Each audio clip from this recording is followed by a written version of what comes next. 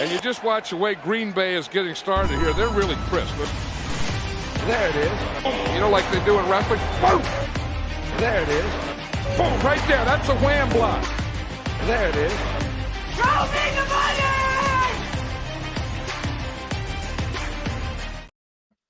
Morning, everybody. Ooh, I was rocking out. Time to Rake, win together. Here's the bad news. We only got 2 football games left, but here's the good news. They are the 2 biggest games in the 2023-2024 NFL season to date.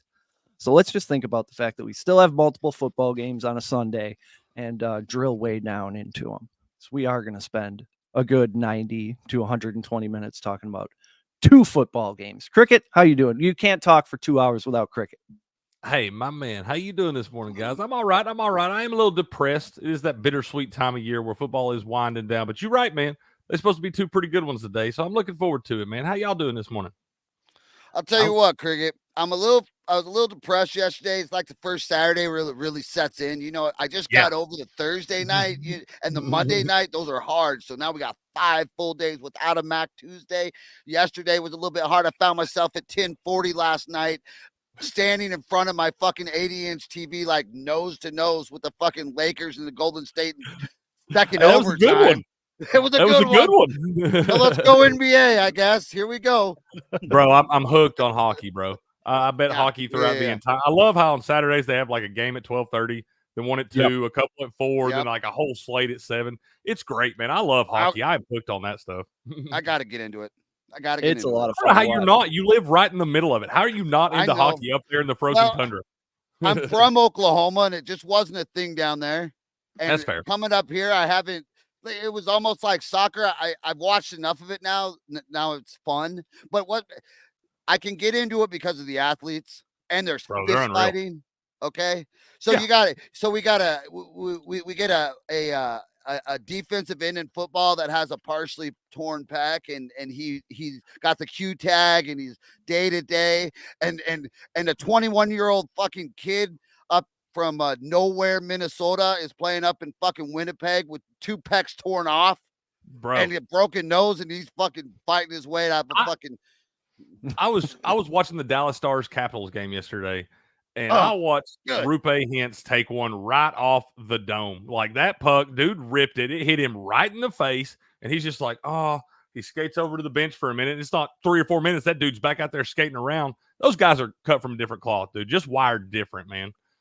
But I love it. Even the centers, like the quarterback of the hockey team, he's no less tough than the defenseman.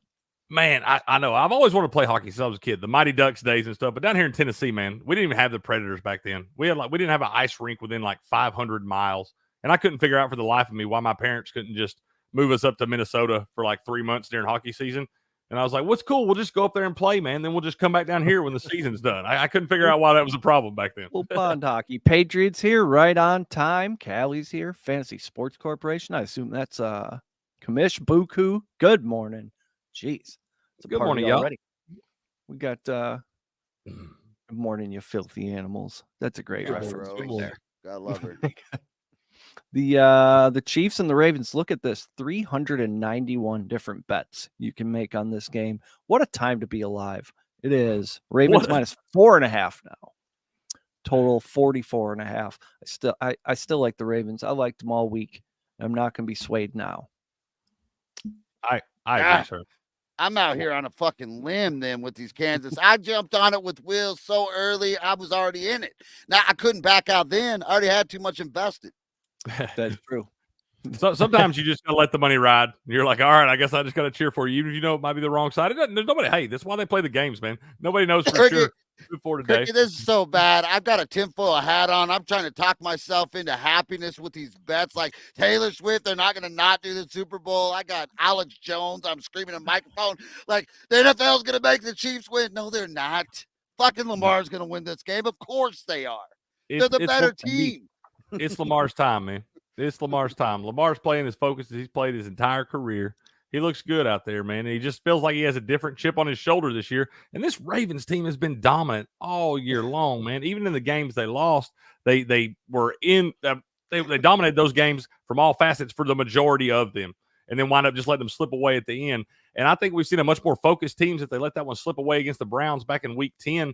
And you look, I mean, they just have dominated. I mean, even the 49ers at San Francisco, they just dominated everybody they've played for weeks now. I know it was close. It was tied in that Houston game last week, but everybody knows they whipped them in that first half. If it wasn't for that punt return to tie it up right there, Baltimore's up 10-3, goes easy.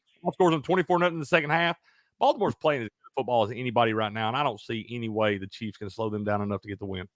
First in rush yards per game, first in points allowed. Like, that's how you win in January. And they'll lose the yardage battle and still win the game. Yeah. They just find ways. And you got Lamar not turning the ball over, playing as efficient of football as he's played all year long, had his career high in passing yards this year and his career high in completion percentage, while also leading the quarterbacks with 821 rushing yards.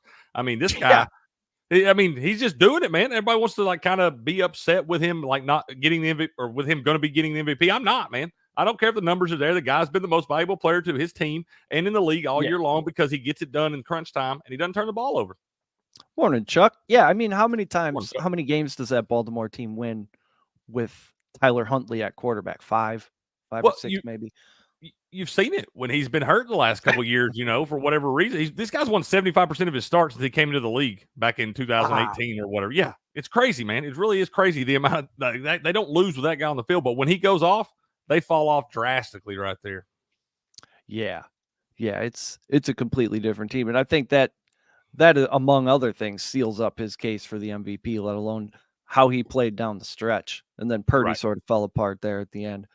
Yeah, Eric, this is the face you have when your entire day is reliant on a guy named Marquez MVS Valdez Scantling. Well, that's your fault for putting your whole day on that guy.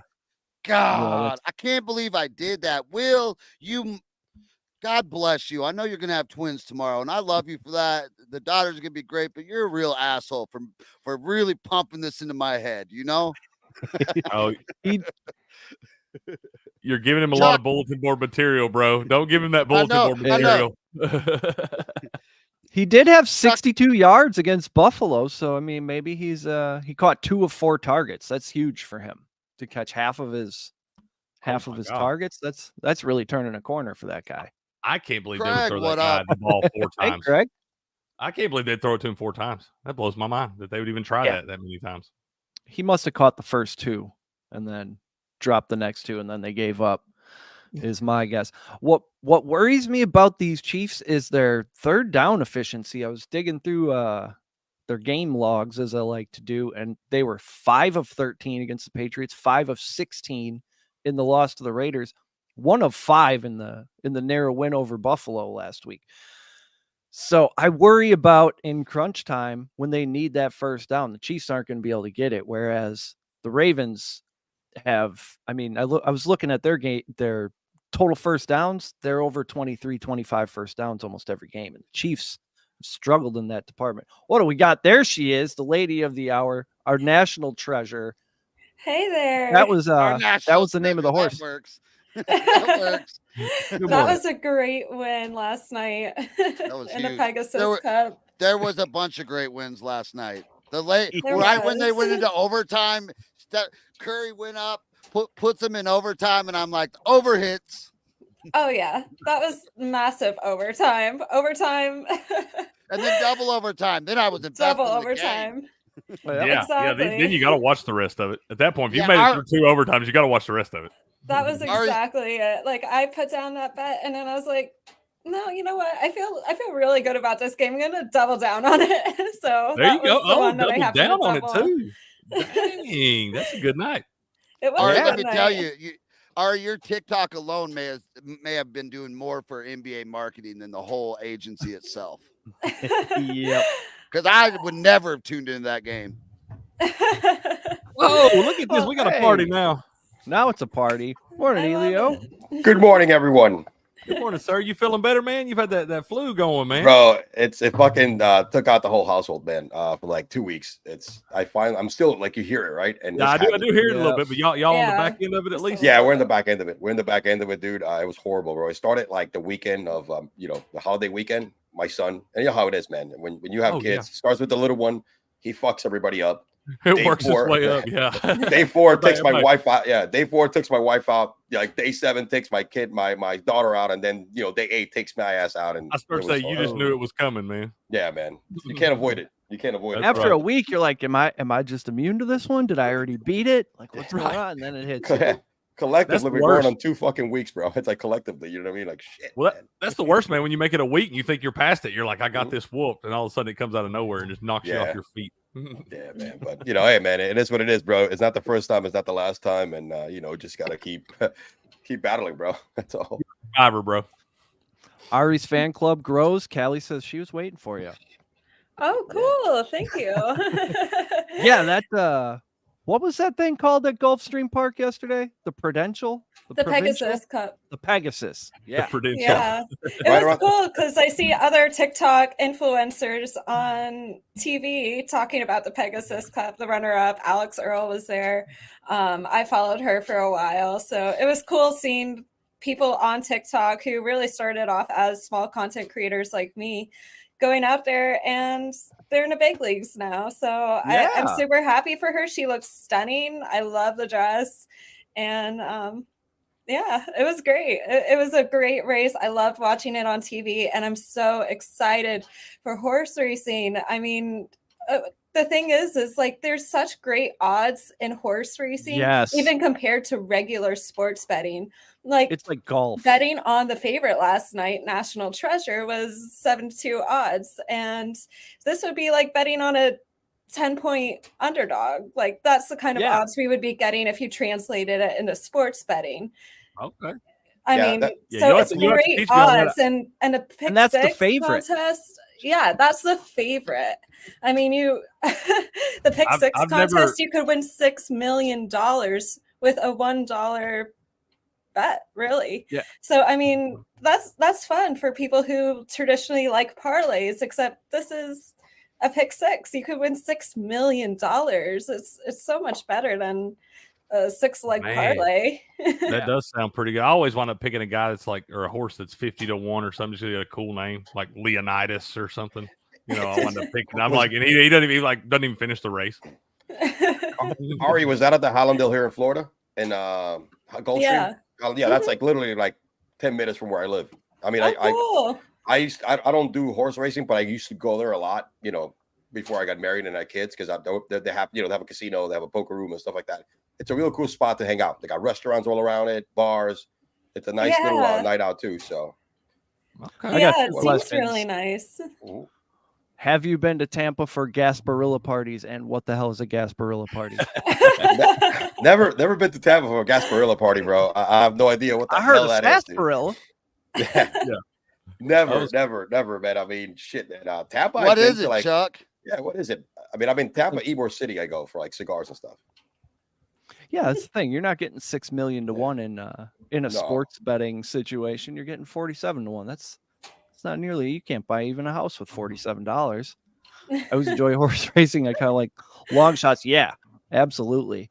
Once I saw Flavian Pratt was on that horse, it was a lock for me. Yeah, it was nice seeing that my long shot, Senor Buscador, finished second. Nice. So I might have bet on that guy. I like that name. Yeah, I said it really fun in the end of my TikTok video. I was like, you know what that means? You know what it translates to in Spanish? Senor Buscador? Unfortunately, no. I've literally never taken Spanish. It's Mr. Finder. It's Mr. Finder. I mean, that's a direct translation. Mr. Finder. Mr. Finder. Mr. So Finder. he's trying to find something. I don't know what the fuck it is. Probably the winning line. I mean, I was going to say, I would have bet it if they just wrote Mr. Finder out there too. Yeah. But I like Senor Buscador. Yeah, I don't know what that exact pay, because I think the fixed odds on the second place horse were 20 to 1. I like horse racing because it reminds me when I was a kid. My old man used to bet on the races all the time, and him and his little crew, it was like 5 of them. They would take me every Sunday because that was the only way he could stay out from 9 o'clock in the morning until 7 or 9 if he had his son with him. So my mom didn't give him any shit. So here I am, bro, back in the Aqueduct in New York and Belmont, like fishing. Back in the day, they didn't care. I was, go bet this over there in the window. I'm like 12 years old. They didn't give a shit, because I knew I was with them. And dude, it was great because every time somebody would win, I would go home with like 20 or 30 bucks. Hey, here's a tip, man. So it's like, him and his friends. So I love the racetracks because I spent, a few years with my old man going with him as a kid, man, on my Sundays. That was just, man, I've I've been gambling since a young age, and I've always had the older heads, the mentors of sorts. They've always told me to stay away from the ponies. So Yeah. I don't know though, man. No. Y'all kind of turning me on to it, man. It sounds We pretty diving exciting. into The odds are we too diving good. into the we're diving into the ponies. We're diving in. Yep. $6 million for a pick six. I That's mean, pretty freaking awesome. It's worth the money. the money, Yeah. the money's there. The money's in horse racing. And I'm You I have sold. way better mean, shot at that than a Powerball. Yeah, for sure. Yeah. For sure. When's the next horse Yeah. races? I'm sold, man. I'm betting them. Let's go collectively in.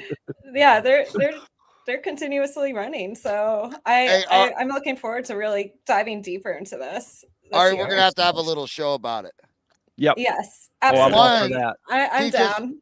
Teach us how to bet it. Teach me how to bet it, because I don't know how to bet the Yeah, horses me correctly. neither. You know, and I don't know the lingo, so we'll have to start from square one, and we could build a little bankroll, maybe have some fun with the track.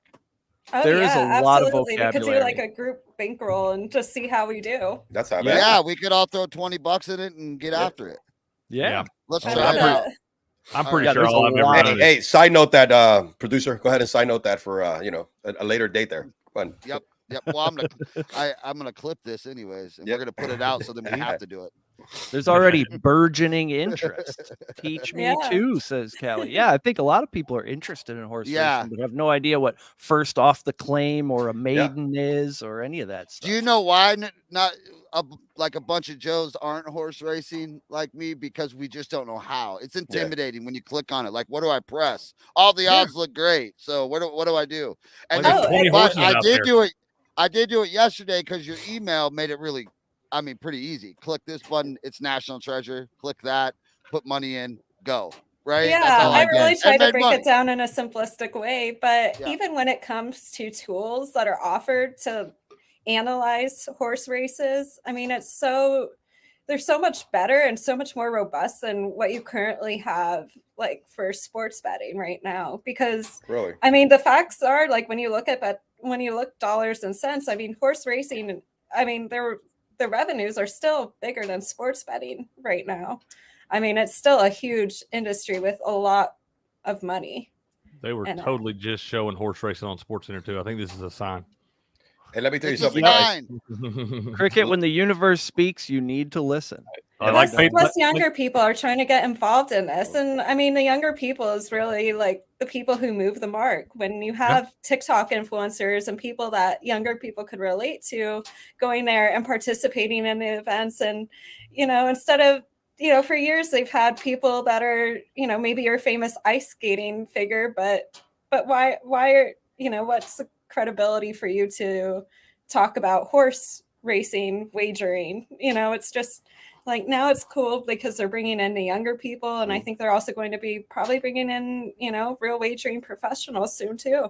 And check this out: watching a live race, there's nothing like it. Oh, you're right. I now. mean, that's true. Yeah, I do watch. live. it's fun. Yeah, I usually that's watch why- 3 a year. Yeah, that's why I told you as a kid when I used to go there, my dad and a bunch of his friends, bro, they look like the Sopranos, the Broke Sopranos. You know what I'm saying, dude? Everybody had a Cadillac, and it's just watching all these old people because it was mostly like she said, it's older crowd kind of thing, and now it's shifting. But it was like everybody screaming and shit like that because they thought that as soon as they had that ticket in their hands, right, the hopes and dreams, man, are there for at least whatever the time period of that race is, right? For the 2 Boom, minutes there's the a race start. happens. Yeah, there's fucking like adrenaline going because you're cheering and stuff like that, and there's no best feeling in the world when you're shit hit and you're like, holy shit, I And stinks tonight. You know what I mean? rare It's like, that you're rare that your horse is all just like out of it right out of the gate. Usually winds up having a chance because how many times do you see a horse come from like the back of the pack to storm to the front and win that thing or something? It is exciting. Y'all got it's me cool. hooked. It's I mean, really It's exciting. really cool. And Plus, listen, the Plus, Gulfstream, it gets so it's- intricate with like the jockeys and the owners and the trainers, and I Yeah. mean, it really Yeah. there's so many layers that you have to learn about for horse racing that we definitely could have a whole show on this. Yep. That's I love what sealed it for me when I saw in the email it was a Bob Baffert horse. I'm like, well, okay, this horse is on steroids and meth. And then I saw Flavian Pratt was the jockey. I'm like, all Flavian Pratt does is win, especially at Gulfstream. And then I texted the boys, hey, you got 10 minutes to get this bet in. I busting out the fedora for this episode, boys. All right. I Busting out the appreciate fedora, you guys bro. creating another vice for me. I appreciate that. But I Yeah, feel like we're I'm here for totally you, hooked Cricket. now. Yeah, fuck the kids' college fund, right? Let's just go ahead and keep betting that shit away. Hey, Last we thing, still and then got we gotta 2 hockey games as well today, and we don't want to forget about putting money all over the place because When you're sports investing, you want to diversify, isn't that right? Diversify your portfolio. And Buku, that's my guy, man. He's the Iceman. So listen to him. He What is he good says at right it. there, he says Blues money line, Kraken, Blue Jackets over 1.5 the first period. Put those in, y'all. Put those are winners. together. Already got it in. Goes together. Or recommend you he'll could recommend bet them betting them. straight. He'll recommend allowed- betting them individually, but I'm thinking you can bet them individually and parlay them together too, because that's a 2-0 right there. Yep. Really nice. 2-0 right there. Hey, Cricket, on your sports book, is it illegal to put just a straight bet in? No. No, it's not either on mine. It is seems to No, be on yeah, there. I know you got to learn that. You got to learn to actually let you bet those things individually. We're working on that for you. I need to work on That's that too. awesome. Elio doesn't bet anything but parlays. That's how. See, I'm horrible. I don't know why, man. It's that feeding mentality, it's the bro. return. Yeah. No. Now we are here to talk about football. Ari, Chris really needs you to tell him that you like the Chiefs. Yeah, God bless. Please, Baltimore God, Ari, don't F me here. What do you got today? Well, today is definitely a day of Las Vegas simply balancing the books. I mean, they're not really taking any particularly strong stand, so that's why I have a lot of prop plays today. And Nice. as you know, if you've been following my prop I've seen plays, it. I've been averaging 80% wins, so that's been pretty good. Is that good? Very good. I mean, Yeah. 80% winners over several weeks is pretty good, I'd say, for prop Yeah. plays. Solid. Solid. But in these games today, Las Vegas is truly balancing the scales. And the one really interesting thing today is I've just looked at, MGM and how many people are betting. I mean, normally a single wild card game gets like 500,000 bets. But the total bets for these two games today is 600,000. There's not a lot of people betting today. People are really just staying away or watching and waiting right now. So what's wrong with these people? Yeah, what are they gonna do? It really sets up like kind of an interesting day, and I think Las Vegas is really just balancing the scales here in this Kansas City versus Baltimore game. The masses are saying that the Ravens are going to win, but it's not showing up in the money. No. I mean, the spread on Baltimore opened up minus 3.5, went to minus 4.5, went back to minus 4. Now it's back at minus 4.5. That just happened a few moments ago. I mean, to me, this says that Vegas is leaning towards Baltimore. So but still, this isn't something I would normally play during regular season. But I mean, to me, this also says like Vegas is leaning towards Baltimore, but they did move it from 3.5 to minus 4. To me, moving it from minus 3.5 to minus 4.5 still isn't as big of a move as if they moved it from minus 3 to minus 3.5, because games don't end in 4. Are you seeing any action on the total? You seen it? Is it doing anything on the total? The total has it's literally stayed the same since it's open. All week long. All week, 44.5. There is level 1 money on the under right now, but even this isn't reaching the normal level 1 money that I would have for the playoff games. I mean, this is still like level 1 money regular season level 1 money. So it's really not significant. I am staying away from the total here. So I'm really just focusing on some props in this game. Yeah, I'm actually on the over in this. Sorry, Leo. I'll let you go. Just no, go ahead. No, go for this. I'm just saying I'm on the over in this one. There's going to be some rain up there today. Looks like about a 94% chance of precipitation, but only about 0.3 inches of accumulation with rain right there. So probably, it's not going to just be pouring. It's probably going to be one of those nasty, misty days, but they'll still be able to throw the football. Lamar with his legs. Patrick Mahomes can get out of escape, makes the plays with his legs as well. I think they're going to put some points in this thing, man. I actually got it 27-20 Ravens for the final, so I think it's going over today.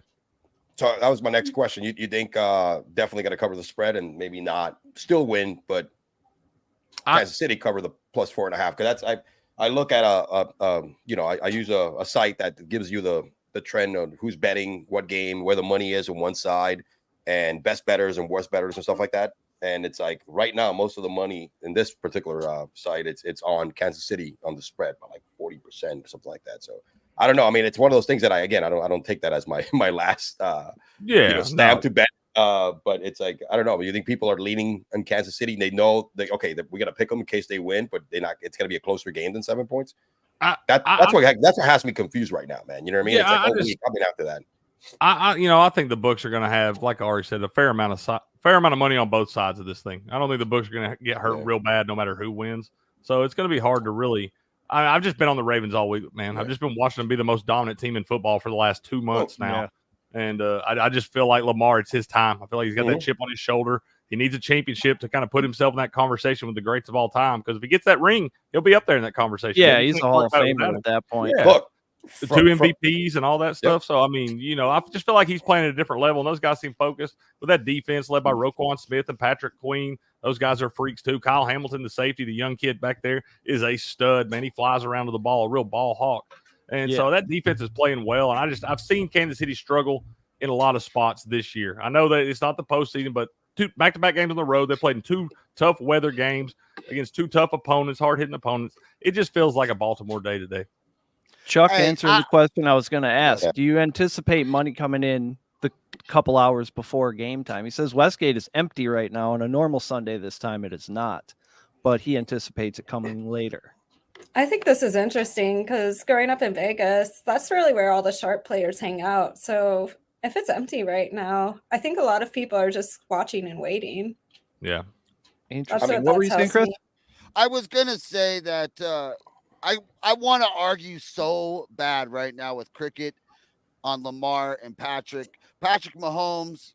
We have so much past data, but God damn it. Now all of a sudden I decided to subscribe to Ari's email. So Tuesday, Wednesday, I can't remember. I was in Minneapolis, but I read them in the morning. And one of it was like, if you're relying on past data, I can't remember exactly the eloquent, gorgeous way that Miss Ari puts everything. Oh, dude, the way she meant, but how I read it is, you're an old antiquated dumbass. So stop doing that. So now I can't even make the argument that Patrick Mahomes is Patrick Mahomes and Lamar Jackson is Lamar Jackson, because who gives a shit about the past? Yeah, I used to just say, well, you can't really look at trends because these players weren't on those teams. But the way Ari took out the trend bros with that email was. From a football standpoint in this game, and I agree with most. Yeah, I agree with most of what Cricket said. Breaking glass. The Ravens do have on paper the better team, right? And if you look at every point, except for the quarterback. Let's be real. I don't care what kind of a year Lamar Jackson is having. Patrick Mahomes is the next Tom Brady right now after Brady retired. You still got to give him respect until you knock him the fuck out of the mountain, all right? Because he's done it more than Lamar has. And they've been here probably a couple of years difference in between each other in the league. So, however, the Ravens should win, but you can't count Andy Reid and Patrick Mahomes out. I think that defense of the Kansas City Chiefs, dude, a lot of people are counting them out. Again, I'm going for the Ravens because I'm a huge Lamar Jackson fan. I know a lot about him because I live down here. I got people that went to school with him that work for me. You know what I mean? Down in South Florida. So I know about this kid's life. Like if I knew him, right? Because he's such a great community individual. And everybody, he comes back home and, he's such an awesome dude, right? He actually went to my He actually graduated from the high school that my wife graduated from. Oh, that's cool. She was the first graduating. She was the first graduating class, though. He went 10 years later. But either way, that's another claim of fame. But anyway, so I like that. But shit, man, everybody's really discounting Kansas City, and they think it's gonna be like a walk in the park. I don't know, man. I mean, it should be, but don't get me twisted. I don't think the Ravens are just gonna come out and smack them in the mouth. I think the Chiefs are gonna have a chance in this thing late, just because you got 2 goats out there, and Andy Reid and Patrick Mahomes. I just think that Baltimore's going to be able to make a big stand down the stretch. We've seen Patrick Mahomes make some mistakes in those spots this year, some uncharacteristic mistakes. He threw a career high 14 interceptions this year. Yep. I just feel like today he's going to wind up making a mistake in a key spot right there. But I do think they're going to be in it for 4 quarters. It's going to be a good game to watch. I hope so. Me too. And you know what's crazy is that I think the way that Kansas City wins, Travis Kelce, who's going to get locked down, because that's going to be that's what's his name came back from injury, and that's who's going to be locking him down for the Ravens. I forget, you just mentioned him. Kyle Hamilton. Yeah, exactly. He's got to lock him down, and then it's like, okay, what the hell are we going to do next? All right, because Rashid Rice, as much as I love him and he's emerging, that dude is not there yet to get 7 receptions in a game against this type of defense. So it's going to be one of those that Andy Reid is going to have to come up with some crazy ass schemes, and somebody out of the woodwork it's got to come out and score like he did in the Super Bowl. But I highly doubted with this kind of defense they're going against. And Mahomes has got to be able to make some plays with his legs. I mean, the Ravens had a franchise record 60 sacks this year. They had 31 takeaways, 18 of those picks, one they took back for a touchdown. So, I mean, Patrick Mahomes got to protect the football, but he's going to have to be able to escape that pressure and make some plays with his leg outside the pocket right there. And some of these other receivers, man, outside of Rashee Rice and Travis Kelce, have got to make some plays today. When they get out, they're not going to get as many opportunities. You know, most of them only get 2-3 targets, maybe. But when they get those opportunities, they got to make plays. Here's the thing. Patrick did not rush for a touchdown this year, which is odd. Yeah, not one all season. I just learned that yesterday. Which I thought he had Hamilton. His tackles plus assists is only 5.5. I'm thinking about laddering that thing up to 8 or 9, because when they played the Patriots, the Chiefs, Jabril Peppers and Kyle Duggar each had 7 tackles, and they both averaged like half that. And then Nate Hobbs, who averages 6, had 11 in a later game. I think Kyle Hamilton probably going to feel some pressure to perform. They won the game last week because of him, and you got Marlon Humphrey coming back from injury. He probably feels like he needs to shoulder a little bit of the load. And something about how this Chiefs offense runs, maybe it's how much they target the tight end. These DBs get a lot more tackles than they do normally. Yeah. Well, here's the thing. Sorry, go ahead, Ari. Oh, no. Go ahead. Go. No. It's okay. It's okay. You go. I think the pressure, it's more on the Ravens than it is on the Chiefs. I'm going to tell you why. Everybody is praising Lamar so much. Mark Andrews, let me tell you how the pressure is big. Mark Andrews is back this week. All right. He has everything he needs, right, to finally make the step. Lamar's the baller, bro. And he's been proven, right? This year, that was, last week, it was a great win. But shit, the pressure to me, it's on Lamar more than it is in Kansas City, because everybody, even though they're the champs, everybody like singled them out with that bad losing streak at the end of the week, at the end of the year, right? Of the games that were losing. And I think right now, because they're the underdogs, man, I think the pressure is more on the Ravens, because look, best thing Lamar has ever had. Mark Andrews is back. You should not be losing this game. So I don't know if that's going to be a factor, bro. I mean, some people may crack under that. We got to take that into consideration as well. So I think it's going to be uglier than most all people the think. Ravens legends are going to be there. That might backfire. That might feel like pressure to them. I don't know. You got Terrell Suggs standing there. You can't lose. Oh, Suggies, bro. Today, I like my Lamar. Word scramble. Today, I like Lamar Jackson. This is a little potent. I like Lamar Jackson under 65.5 rushing yards. I think this number is too big for Lamar. The Chiefs' main focus is to keep him from running today. Mm-hmm. And I mean, the Chiefs' defense, their whole game strategy must be focused in keeping him grounded. So on an average day, even though Lamar could get this, the Chiefs, their play is to keep him from running today. So personally today, I like Lamar Jackson under 65.5 rushing yards. Oh, I hate being on the opposite side. I like Lamar to have a big day with his legs today. I think his legs are going to make the difference. I think you're gonna see here's the thing. I hate being on the opposite side of you in this one. I don't even think I know. We usually agree on everything. And I think he's been over, right? The last few games, like he's been over his rushing prop. If I'm not mistaken. Oh yeah. So he could easily, like I said, he could easily go over this. He could easily go over this, but you have to think about what this Chiefs strategy for today is, which is keeping him grounded, keeping him from running. Speaking of quarterback rushing, I was looking at, because they have these bands now. You can take like exact number of carries, receptions, and bands of 2 to 4. And I'm looking at Mahomes' games. In 8 games this year, he had 0 to 5 carries, but in 6 games, he had 6 to 8 carries, and he had over 8 carries just once. So you can take 6 to 8 carries at plus 325, and then 9 to 11 plus 475. Say you got $5. You put $4 on plus 325. You put $1 on plus 475. Then if he goes over 9, you're still good. But you do need at least 6 carries. So you're covered between 6 and 11 carries. And I think that's where he falls in this game. That's fair. That's really interesting. I was also looking at first down. I got way into some nerd shit this week. The first downs, KC, more first downs is minus 152. And then I was looking at like how these teams do in first down performance. Baltimore, or KC outperforms Baltimore by far, and San Francisco the same thing with Detroit. but they're both long odds. So you can parlay Baltimore and San Francisco both to have more first downs and get plus 147. Yeah, And that's that. I love your angles, bro. Yeah, I love the angles you dive into these, man. That is some in-depth analysis right there, sir. Now it's a party. AK's here. You here Oh, too? man, what's up, bro? That's a lot of 49ers gear. No slander. Coming no in with Purdy slander. Hot. No Purdy slander up in here. No Purdy slander. Hey, No slander. I consider game manager slander. Cricket, I jumped all over that alt line last night. Was that an idiot? Am I an Which one? idiot? What'd you do? Minus 14.5 Niners. Praying all the teams suck today. I mean, I think that's probably, that might be a lot, man. I think that was 31-20 49ers today. So that might be too many. But hey, I've seen the 49ers come out and blow the doors off before, bro. And I think with Debo playing, I think they're gonna be ready to go. But we'll probably get to all that in a little bit. Yeah. Sorry about that. No piss ant. No, not Purdy all unders. No. Mm-mm.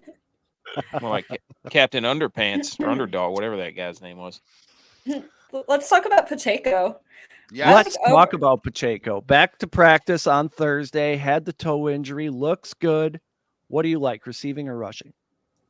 I like over 15.5 receiving yards. Yes. He always shows up.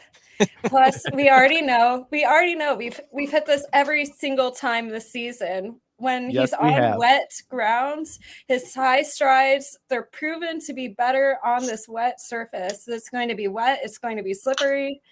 And we've already won every single time on this play already because AI has already told us that his running style is great on a wet surface. So I'm just going to play what's been proven. That's won all season. And I'm going to go Pacheco over 15.5 receiving yards. Love it. Love it. You know, it's great to hear he's a 7th round pick and everybody loves him. That's fantastic. If only there were another 7th round pick that everybody loved just as much. I like that we all agree on this prop. This must mean it's like we're all playing. I literally just locked it in as we're talking about it. Yep. Over 3.5 receptions is plus 127, but he's such an explosive player. He could get those yards on one catch. So I think yards is the way to go. He and McCaffrey are dominating the projected percentage in DFS. So people agree. Yeah. There we go. Yeah, real limited selections in DFS this week. It's going to be concentrated. It's going to be more concentrated than those cans you used to make the juice out of. You remember those? I think what we need from you is you always know which obscure 49ers receiver is going to catch 4 for 60 and possibly so is it Ronnie Bell? Is it Juwan Jennings? Is it Ray Day? Is it Ray McLeod? No. He said no, it's not Ray. No. He got yelled at. I mean, Chris Conley would be more likely based off of what he did last week. That's a big catch last week, man. I didn't even know he was on the team until last week. I didn't either. I said, who just caught that pass right there in this huge spot in this game? Former Chief Chris Conley. That's right. Yeah, I've been looking at leverage and AK. Yes. We have a lot of new listeners. Can I introduce you? Sure. I don't. Not everybody knows who you are. So That's AK true. is from the Millie Goats. I met AK on X. He has one of my most favorite memorable sports stories. He was in one of my most favorable. Everybody knows where they were at the day that Appalachian State beat Michigan in the Big House, and That's AK was in the Big House because he played for Appalachian State. I was fixing. AK was suited up, man. Yeah, on that special teams unit. then there's a ring story. AK, will you tell that ring story really quick? Oh, that's a great story. It's my favorite. Oh yeah. So when we had the rings, when we were originally designed the rings, and this was told to us, what year is this? 2007. You won 3 of them. natty. Y'all won 3 of them, didn't you? Yeah. Three natties. We won 3 in a row. That's awesome. The Whitewater of the South. Straight up. Yes, pretty much. Yes. We were the look, you know all this North Dakota State nonsense. We were North Dakota State before North Dakota State even knew what football was. That's a fact, dude. That's a fact. I grew up down this way, man. I'm not too far from Appalachian State, so I mean, I remember this, man. I was at the Northern Iowa National Championship y'all won. We played We played in Chattanooga. Chattanooga at Finley, man. I was down there, man. That place was rocking every time. But so we were going to put they were going to put a picture of the big house, an engraving of the big house on our ring. And when we did that, Michigan stepped in and said, you can't do that. That's against licensing rules.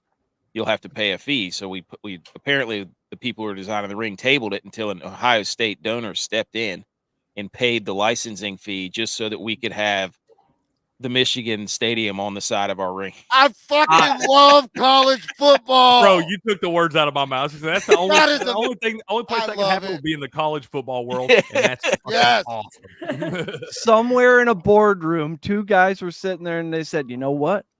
Fuck them. I'm paying them. Here, he got his checkbook out, started writing. How much do you need? Here's a little extra for the athletic program. It was the one dude that shows up at the board meeting in his sweatpants and flip flops. He's like, write the check. Fuck him. Yeah. Give it to him. Here. Wire it to the account. I'm done with it. Get those rings made today. Got the untucked what's that Patagonia shirt with his flip flops. Absolutely. Yeah, absolutely. Yep. Had his Columbia jacket on, ready to go. A ponytail. Long silver hair. He was down in Bali sea kayaking. He cut his trip short. Yeah. I just caught wind that this isn't a thing, whatever He's it got costs. I was got just the on the captain north there. face of El Capitan when I heard that you guys needed a check for this. And He's it got sounds like the Grateful Dead dancing bears on his car for sure. the bigger story is I think Michigan sounds a little bit like sore losers in this one, man. Of course. I Yeah, think they exonerated Would you it, be? Yeah. they wanted that Sorry. stricken from Mario history. Manningham and stuff. Strike Mhm. it from the record. We will have none of this peasants coming in here. That was hysterical. Our captains awesome, versus bro. their captains was a funny picture. All Oh, right, I I bet, dude. derailed.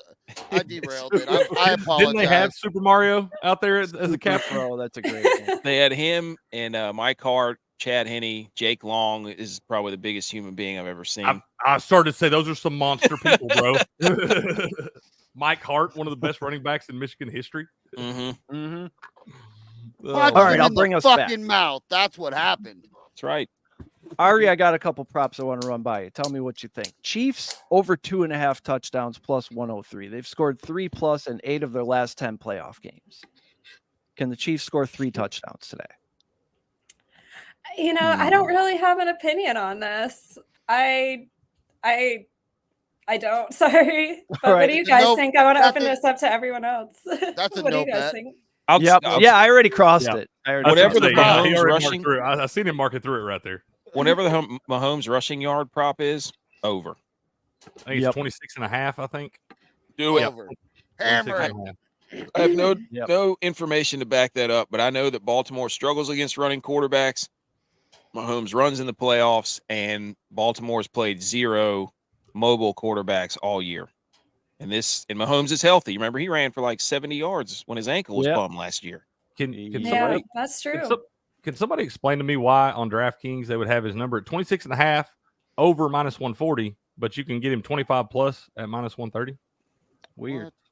That's AI creating all the. There's too many prop bets for a human to do it. So if you're You going to can bet his find the- props, bet 25 plus. Don't bet over 26.5 because you'll get minus 130 on 25 plus versus minus 140 on. I don't know Always why that's scroll, doing that. because you can find some great deals if you scroll all the way through and look at them. Absolutely. What do you think? Cricket, do you know what Harrison Butker's kicking points are on Underdog? Because I was looking at his recent playoff games. He had 9, 14, 8, 11, and 9.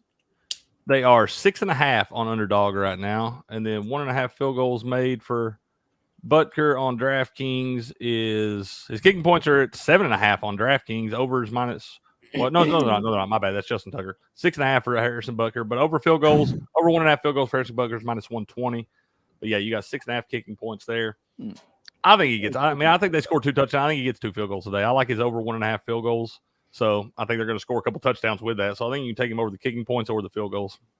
Will brings up a great point. Baltimore hasn't seen any running QBs this season. We ran through this yesterday on the Super Football podcast. They've played statue QBs all Yes. season. It seems you brought that up in the comments, right, AK? Yeah, I was looking at their schedule because I remember it's like, why do they have so many sacks and so many turnovers? And then I started looking. I'm like, have they played mobile QBs? Because people who turn the ball over and get sacked are people who don't move. Yeah. You start looking back, and it's like statues everywhere. I mean, it looks like a Greek, a Greek museum, a Greek god museum back there. Their schedule. Sacropolis. Right.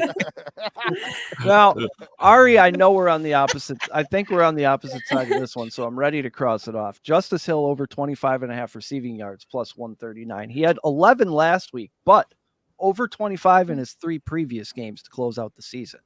I have Justice Hill under 12.5 receiving yards today. Yeah. All right. I know. I have him under Darn. too. All right. That one's done. That's okay. I got plenty left. We still got Pacheco. I love the Kyle Hamilton one. We got the most first downs parlay and the Mahomes carries bands. So what's the bet on Anthony Ferkser to catch a pass? Ooh, I don't know. Anthony Ferkser? He's still Ferkser. playing football? Brock Wright's out for Detroit. Oh, yeah. I saw that they're not even activating Zach Ertz either. Why you sign the man if you're not going to activate him in this spot? Anthony Ferkser. Green Bay ran a lot of 12 personnel to run the pull and pin outside zone. And it was sweep. effective. Yes, it was. So guess who's going to be on the field a lot? That's true, Mr. man. Anthony Ferkser. You would deduce that Detroit would use 2 tight ends as well. Touchdown. And you've seen him throw that. You've seen him throw to that They second even team have- tight end quite a bit, man. When Laporta gets covered up and stuff, I mean, he winds up finding himself open at least a couple times a game. So yeah, I like that, man. Mm-hmm. They This don't. is the edge. We cover it all. We cover it all here on Wake and Rake. We got When you have every to get angle. down You on want the X's and O's. You want what the book's X's and O's are. We got it all right here. That's right. They don't even have the balls to list him for an anytime touchdown, but first touchdown is 55-1. Oh, get on some of that. Ooh. Because I I'll think throw a dollar or two anyway. if I'm not Yep. mistaken, one of the tight ends caught a touchdown against the Niners last week. Yeah, Musgrave. So there you They go. got some Hey. good too. This is what CMC has done to the books. Christian McCaffrey to have 1+ touchdowns in San Francisco to win minus 218. For fuck's sake. He has broken their brains. It's been so much fun watching him and Debo on the field at the same time. Absolutely. And that changes things. I don't know that Green Bay game goes that way if Debo doesn't get out in the first quarter. No, because That they changes clearly shit. he was clearly a big part of their offensive game plan. They were going to use him a lot, and I don't know if we were going to be able to stop that. Mhm. Well, it's just when you go like 2 running backs, 22, 12 personnel, whatever you want to do, but both the running backs can be receivers. Now you're completely screwed. Because every matchup you have a personnel matching for your defense to their offense, and now you've got both your running backs who can go out wide and be wide receivers, and then you can hand it. I don't know. It's insane. It's a symphony. It truly is. Speaking of obscure tight ends, Will says, don't forget about Noah Gray today. Yes. Yeah. Oh yeah. I was just looking at tight ends. You're always looking at on the tight ends. football I was like, whoa. on the football field on DraftKings. Come on, guys. 2023, baby. It's cool. 24. Yeah, that it is. I'm going to get a Noah Gray. What do you think about Kyle? Well, I guess are we moving on to the San Francisco game? We don't Somebody have to. We talk milk about this Kyle Kansas Juszczyk. City angle. Is this Kansas City? You're the boss. If you got more questions, man, you ask them. Kyle Pitts is I'll not tell playing you- today, Eric. That's it. I'll tell you this: the projections on the tight ends from Baltimore are pretty low on DraftKings as far as Yeah. percentage of ownership. I They're have to both take below. Mark Andrews 45 receiving yards just on principle. Yeah, show You're some getting over that respect to number, the man. That's like pouring one out for him. It's like, Fucking you A. know what? You've earned it. That's Lamar's Who favorite do you- target, man. Ari, you what do like you here? think? What do you think Mark Andrews' involvement is going to be today? Me or Yeah. someone else in this group? Oh, I don't really. I still don't really have an opinion on this, honestly. I'm gonna pass. But what do you Hates guys think? I interrupted Chris. What were you saying, Chris? I can't remember. I Go think the weed is kicking in for all of us. Look, the surgery, he had that procedure. It was a fibular fracture, high ankle sprain. once it's immobilized, and it's probably healed within 4 to 6 weeks. Well, especially for him, maybe closer to 7 or 8. But most high ankle sprains for young athletes, I mean, after 6 weeks, you're good to go. I mean, especially with that tightrope surgery, I think that's what they did. I'm not worried about the fracture at all. I think it's just going to be more of a, are they going to have him on a pitch count or not? And I would imagine with a Super Bowl on the line, no. If he wouldn't be out there playing if he wasn't cutting and making moves in practice, similar to. Especially considering he's got a guy in front of him in Isaiah Likely who is performing. Yeah. I mean, having both of them on the field, I mean, you talk about what that's going to do to Kansas City. I mean, I don't know what they're going to do with them. I don't. Are you going to put a linebacker or a safety on him? I don't know. L'Jarius Sneed is banged up too. He took a shot to the quadricep last week. So we'll see how that goes. No, I don't know. Mark, Mark Andrews. I think he's going to be a full go, and I like seeing that he's super low owned on DraftKings. That's going to be. Hey, Chuck says he might disappear. Good. If he limps around, they'll just give all those snaps to Likely, I think. That is a possibility. How big of a drop off is Andrews to Likely? I mean, what is that a huge drop? I've heard his name a lot. I think it's just the mind meld, as they say, that Andrews probably has with Lamar Jackson. Likely doesn't have that, but Likely more athletically talented, don't you think, AK? Yes, I think catching as a pass catcher, I think Likely's more gifted. Catch and run for sure, but I think Mark Andrews is more complete, if that makes sense. He blocks, he does it all. Isaiah Likely's a freak athlete, man. Yeah, we watched him run all over App State at Coastal. Lots of times. Yeah, he's a dude for sure, man. A little bit undersized, but not a small guy by any stretch, and he's a freak athlete. He can jump out of the gym. Did you see what he did last week whenever Lamar almost through that pick? He said, yeah. He was like, bro, throw it come up, on dude. now. Don't do that. And he just went up and just took it away from dude on that next one. I was like, well, I'll talk about handling it in the middle of the game right there. Yeah, I like Isaiah Likely, man. There's going to be a lot of purple and white camo today, right? That's right. A lot of purple and white camo in the stands. Yeah, exactly. Are we ready to move on to San Francisco, Detroit? Yo, I'm ready to talk about Kyle Juszczyk. They had the balls to list Kyle Juszczyk receiving yards at 0.5, which is to say they don't think he's going to catch one pass today. I say this game is too big. He needs at least one 7-yard reception. Preaching to the choir. They're going to need a first down. They're going to need a first down late third quarter. You're going to need that coach's son. Here he comes. When you forget about him. Just when you forget about him and his wife making all those fancy jackets. She's the star now. Nope. Kyle Juszczyk, touchdown. And those jackets are cool. They are cool. I like them. She's going to sell 1 million of them now, ever since she got Taylor Swift as a client. Oh, yeah. Oh, of course. Of course. We are underestimating the hard work of Mark Andrews. Yeah, he is a first in, last out, lunch pail guy. He has type 1 diabetes, too. What? Yeah. I didn't know that. He checks his blood sugar on the sideline all the time. Why isn't he doing the commercials like Wilford Brimley? Diabetes. But he does. I think he has type 1 diabetes. There's all kinds of money to be made there. Kudos to that guy. San Francisco, Detroit. Ari, what do you got here? In this game, I think the best bet in this game is on the over.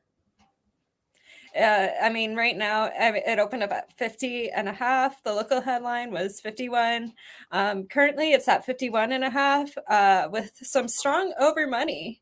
I mean, the money has been pretty significant. It's strong. It moved a point from the opening. So Vegas is agreeing with the money going over here. I like the over in this game personally. I got 52 on an offshore right now. So I think you're on to something. Yeah, that's really the best bet I like in this game. But I do like some props. On a regular weekend, I would probably be passing both of these games. I mean, they're just, but because there's really only 2 games today, this is my best bet. I like it. What kind of props are you looking at in this one? I like Purdy over 5.5 rushing yards. No, wait. I thought you were going to say touchdowns.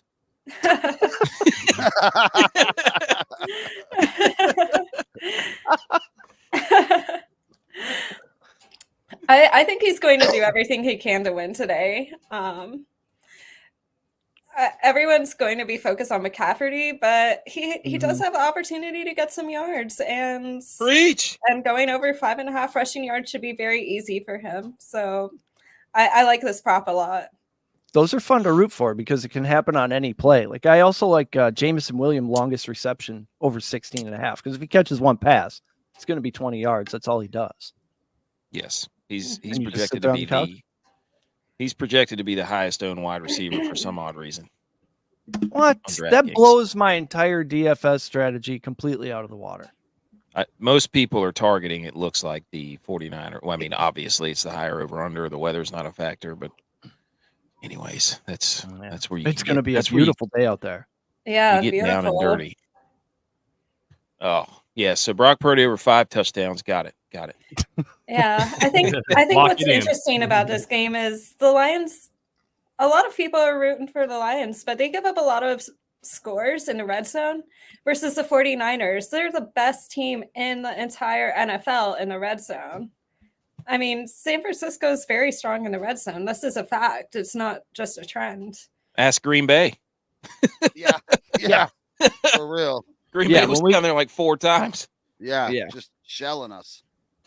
We got the ball back and God stepped in and it was torrential downpours. You saw what happened. It was a full-on conspiracy. It was- Yeah. That's right. Get The the old tinfoil Truman hat. You're going to hear Alex Jones coming on in a minute. Now, AK, I saw old Frank Ragnow barely able to walk out there last week. He's going to be trying to block up the middle, which is going to be critical to Mhm. Detroit's game plan. Because if you get to Goff, you beat Detroit. It's Yes. pretty much that simple. So who is more likely to get a sack today, Eric Armstead or Javon Hargrave? I think it's Eric going to be one of Armstead the big has- boys in the middle. He has, and they're missing their left guard too. They're starting left guards out. Eric Armstead, typically, he's coming back from injury. I think his first game back was last week against Green Bay. And typically in the playoffs, so Eric Armstead usually turns on the juice. But I don't know with his injury. So I would probably, if it were me, if I were a betting man, if I were me, I would put it on Hargrave. That's why I asked, because of that injury, because otherwise Armstead would be the auto play. Yes. Fellow Eric, he spells it wrong, but he does make Yes. us proud. Mhm. 49ers best inside the 20, beast inside the 20. Yeah. Like when they got down there, I knew exactly what was going to happen.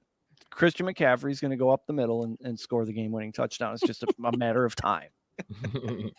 After Brock Purdy went 6 of 7, it should have been 7 of 7 because Kittle dropped a pass and for 48 yards and ran for 11 and led a game-winning drive. But yes, Christian McCaffrey scored the touchdown.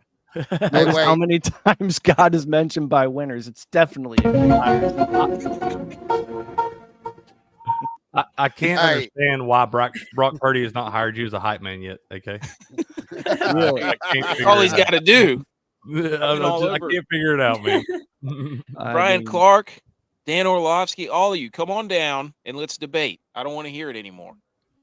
I got $200 worth of Purdy props just because you showed up. God damn it. You better go off, AK.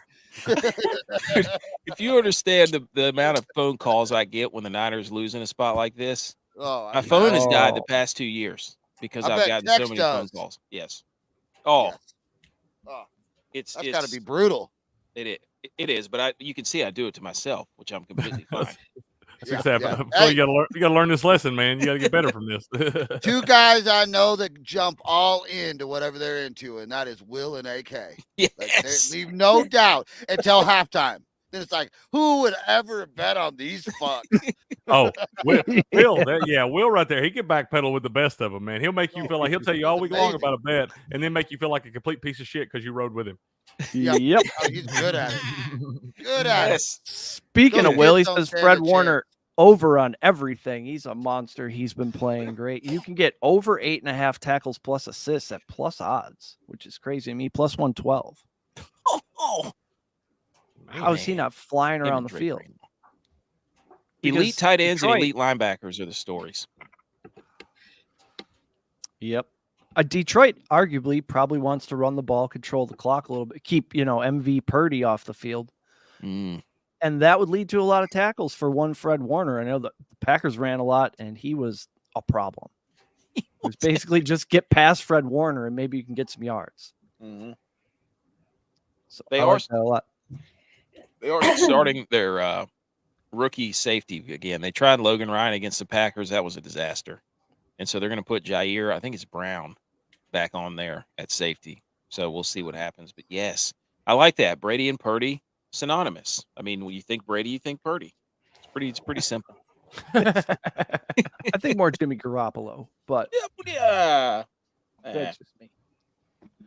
How involved do you think Jahmyr Gibbs is going to be today, Cricket? I think his total carries are going to be. I did the bands again on the total carries because I looked at his game logs as I want to do. 12 to 14 plus 375, 15 to 17 plus 525. So you're covered from 12 to 17 carries, 8 and 9 in his last 2 games, but he's at 11 to 15 in 7 of his 8 last regular season games. I think they need to involve him more than they have been if they want to win this game. So at least 10 carries, I'm thinking. No?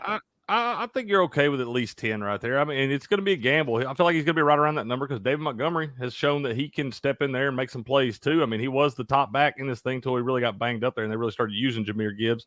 I think you're going to see Jahmyr Gibbs involved in the passing game more because you've got to get that guy involved some way if you're going to have a chance to win this thing. It's really going to depend on how well Jared Goff plays because the Niners can be susceptible to the run, but if they got to honor the pass, man. If Jared Goff's not hitting some of them early throws right there, they'll be able to stack that box in there and really try to force him to beat him with his arm. And if he can't do that, it's going to clog that thing up in the middle quite a bit. So I think that'll determine on whether they give him some more carries or not. I think he's going to get plenty of touches. I think at 10, he's probably going to be right around that number. I can see anywhere from 9 to 11 right there. I don't know if you're going to really want to ladder it up to that because David Montgomery's going to get some carries too. But he's going to see some. He's going to be right around that number. That's a good point. I was trying to project Aaron Jones onto a similar player, Jahmyr Gibbs' performance this week, but I forgot that they have Jared Goff. They don't have, Jordan Love, elite MVP and caliber quarterback. And Aaron Jones was playing without his 1-2 punch there and A.J. Dillon, who was banged up. So, especially in a game like a team that's as physical as the 49ers are, you don't really want to give either one of those guys too many carries early on because you want to keep them fresh down the back stretch. So I think you'll see them split a lot of carries in the first half, and they'll probably go with the hot hand in the second half. Attack the edges of the 49ers defense. And I think a lot of it is who's going to get the lead first. Mm-hmm. If you project that the Lions are going to get the lead, you'll see a Green Bay script where they just try to run it outside zone, outside edge. But if the Lions are behind, I don't know if you're going to see a lot of Montgomery. So it's you have to tell your story in your head. Do I think the 49ers are going to get the lead and go? I mean, the last few games, the Niners have been behind right out of the gate. And so then that's when teams can. So I don't know if Detroit follows suit or not. I don't know. I feel like the Niners worked a lot of that rust out last week, man. And now that you got Debo going, they said Debo's practicing, dancing at practice this week. So it looks like he's going to be just fine. When you put him in that offense, it provides so many other opportunities to those other guys because you got to honor Debo with so much right there. And I do think the 49ers are going to get out to a lead early in this thing. So I think if you're betting props on a Detroit running back, you got to look at Jahmyr Gibbs because I think he's going to be the one more involved once they get behind. I don't like that practice. That tells CJ Gardner-Johnson put out some sort of, trash talk video about Debo. Why is he just picking everybody? He picked on Baker last week, man. I don't know when the video came out, but it's out there. Sounds like he just sits around talking shit, man, on the TikTok. So factor that into your how much do you think Debo is going to get worked in this game? So I think it's a Brandon Ayuk game today, man. Yep. Hey, I like Ayuk. Play them all. Makes a good point. Montgomery coming from the Chicago Bears, he's gained a lot more yards on natural grass than Jahmyr Gibbs. That's a very coming out of Alabama. That is a good point, man. That's why they pay you the big bucks, Will. Right there. That's a great point. Once we got the full brain trust cooking, it's really quite unstoppable. Absolutely. But terrify the books. Yeah, I'm so excited to make. I'll tell you this: Brock Purdy is the highest projected quarterback by a long shot in this DFS. Yep. I'm looking at it. I figured that, man. With that high total like that, he played so bad last week. I expect him So they didn't play. It's not that he played terrible last week. He showed up at the end, but that guy just don't like to throw a wet football, man. It ain't gonna be wet today. He's gonna be slinging that pill out there. It's gonna be beautiful weather, about 70 and sunny, not too much wind. I think we're gonna see a Brock Purdy day today, man. I like him to go over 300 passing yards. I think you're safe. Play it safe. Play it safe. Just take the normal over at minus 110 or whatever. But you can ladder that one up, and I think you can ladder Ayuk up to about 120 plus, man. That's what I'm talking about. Tell me more. See, that's why I took Ayuk 90 plus because I figured the over 79.5 is minus 130. And if he's going to do it, he's going to do it. Plus, I mean, I've seen him get 150 on 5 catches. So, yeah, bro, he's capable of taking 170 or 80 at any point in time. Yes. Yeah. Yes. Debo draws the safety over there, a little more linebacker action. He can get across the middle. Ayuk likes those little short slants and whatnot. And then, he turns it into 40 more yards. What do you think we see out of George Kittle today, AK? I'm not. He's been good so far the last few weeks, but you'll see him completely be fine just blocking. Like if they have to pass protect, because if they have to hold him in and pass protection because of this rush, I mean, the 49ers offense really, their offensive line is not that good outside of Trent Williams. It's like middle of the road. To bottom tier. So if George Kittle was in the game plan to protect, which I've seen them do, they just game plan him out and have him protect. That would be more likely than, him. I would think going off for a ton of yards today, just because Detroit's defense is very good at getting after the pass rusher. That's a matchup I'm excited to see, man. Trent Williams against Aiden Hutchinson there. Mm-hmm. That young beast in Hutchinson got at least 1 sack in 4 straight games, 2+ sacks in 3 of his last 4, playing at a really high level right now, and looks to be kind of one of the future faces of the league on the defensive side of the ball. I'm excited to see him against who I consider the GOAT. I consider the best left tackle in football right now in Trent Williams, and has been for a decade or better. I'm excited to see that matchup, man, because I think that's 2 future Hall of Famers going at each other. Yep. If you notice last year when they played Philadelphia, whenever they were all on the field, when the play that Purdy got hurt, it was 2 tight ends. They tried to use a backup tight end to block Hassan Reddick, and we saw how that went. So they might put block that guy with a backup tight end. They're probably learn from that and be like, Kittle, we might need you to hang out here. And and that would not be a bad idea at all, man. Because that's how you beat Purdy. You got to get him off schedule. You got to hit him and sack him, and then he gives you those couple errant throws. Like Baltimore sacked him 4 times. They got 5 picks out of it. Yes. Yeah. So I think it'll be protect Purdy at all costs. Ari, I don't know if you've looked into this at all, but I know you're into models and AI and these things. Have you noticed teams taking the ball when they win the coin toss now, as opposed to deferring? Everybody used to kick it so they could get it after half, and I'm seeing a lot of teams in the playoffs elect to take the balls to start and try to get out to a lead. Is that the new thing? I haven't really focused too much on this trend, but I can start looking into it and see like if it's a trend or if it's just a new thing. It might be a coach's thing. I don't know. I think it's games. I mean, when you're playing the Niners that the whole thing is they can't win from behind. And I think there's these teams that are built. Baltimore's the same way now. Like Baltimore is really good when they get out in front. Like they're really good at just avalanching pass rush because they know you got to play from behind. I mean, a lot of these teams are built similarly that are left. 2 of them just have freak show quarterbacks. Well, 3 of them really, if you count Purdy. And yes, I'm not going to have any regret they didn't go after Brady. Because I saw that report that they were going to go after Brady, and they made the decision to stick with Brock Purdy. So that was kind of a torch passing proverbial. But I think, if Kansas City gets down and Lamar has to throw the ball, we're going to find out a lot. Or if Baltimore gets down and Lamar has to throw, I'm telling you, dude, last weekend they took the ball out of his hands from a throwing perspective, and we're calling way more designed runs in the second half. Everybody wants to, hey, he was playing great. I'm like, no, what they did is they just said, well, we're just going to run the ball.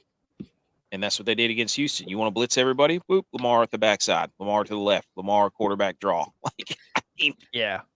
So I think this whole taking the ball right out of the kickoff is depending on who you're playing. Yeah. It's a matchup situation. Yeah, makes sense. Not speaking of, but I want to go to some of the props you have for this game, Ari. I was looking at Jared Goff under 35.5 pass attempts because I know he like threw it that. more than 40 times last week, but I don't think they want to put the ball in the air that many times. I actually I saw it at 36.5 passing attempts in some spots. So I like that play as well. I think, it's good that we both agree on this. So this is a good play. I also like Jared Goff over 1.5 rushing yards. This is a really smart play because he's not afraid of getting banged up, and he'll probably get between 6 and 10 rushing yards just by accident. Last week, he got 6 rushing yards when it was set out over 1.5 rushing yards. So I think over 1.5 rushing yards is going to be easy for him today. He's a tough guy. He's been at playoffs before. And I mean, I'm sure he was still feeling a little screwed over by the Cowboys game and the refs in that game. Yeah. So this could be a chip on his shoulder today. I like it. I think just not a championship, but he can have a chip. That's a good point. I love you. Like by accident, he's going to get sick. And I'm like, you know what? He does. He'll run and look, almost like Isaiah Pacheco, but less athletic, and then just fall forward for like 4 yards. And you're like, I don't know what that was, but counts the same. Second and 6. Let's not forget Carson Wentz, 17 rush attempts, 56 yards, 1 touchdown. That was just a few weeks ago. That's a good point.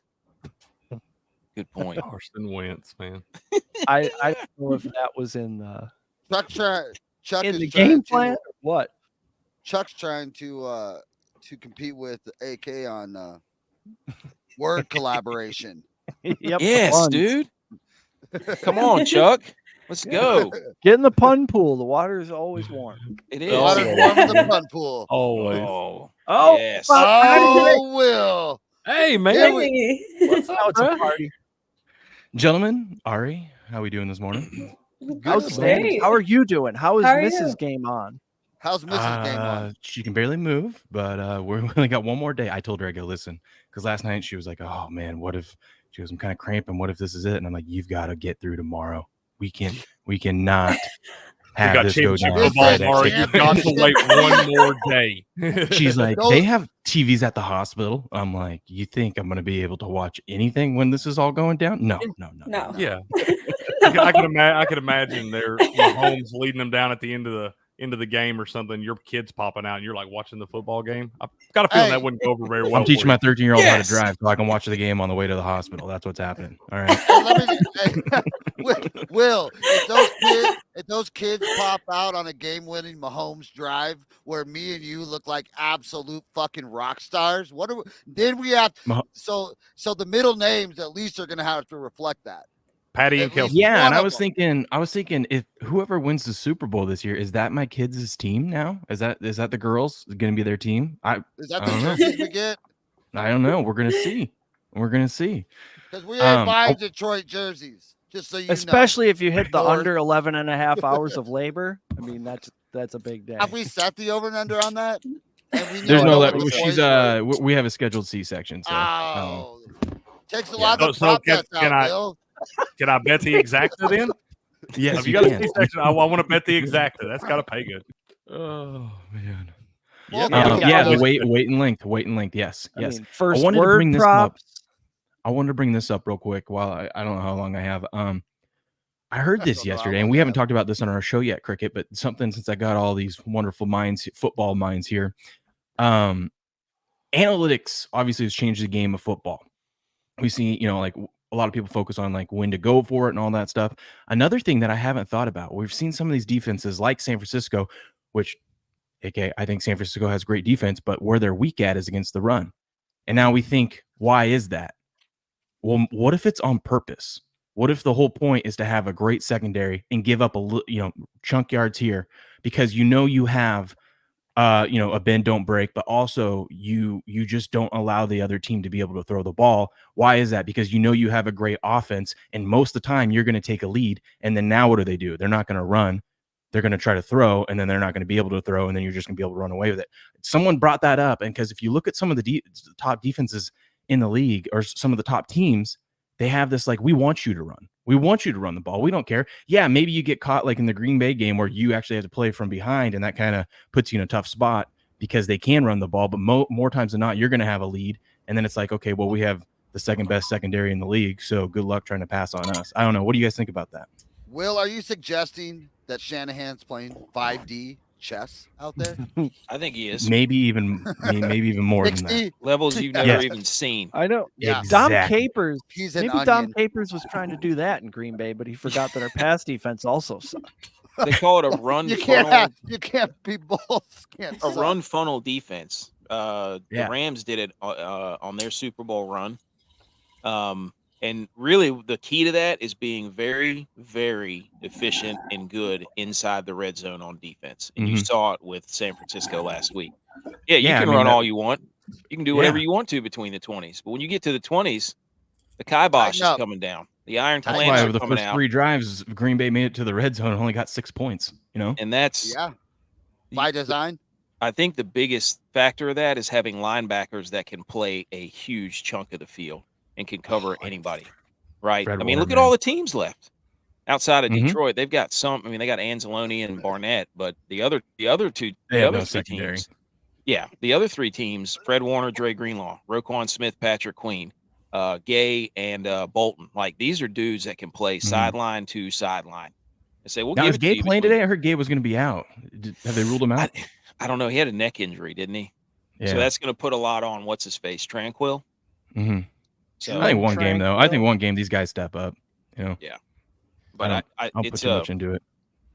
It is that's a good point. It's I'd love to see the red zone defense numbers on that. What's the correlation between giving it up on the ground and then what does the red zone mean? And I'll tell you what, the reason the Niners defense has sucked against the run is because Hufanga went out. Their efficiency went down the tubes when Hufanga went out of the lineup.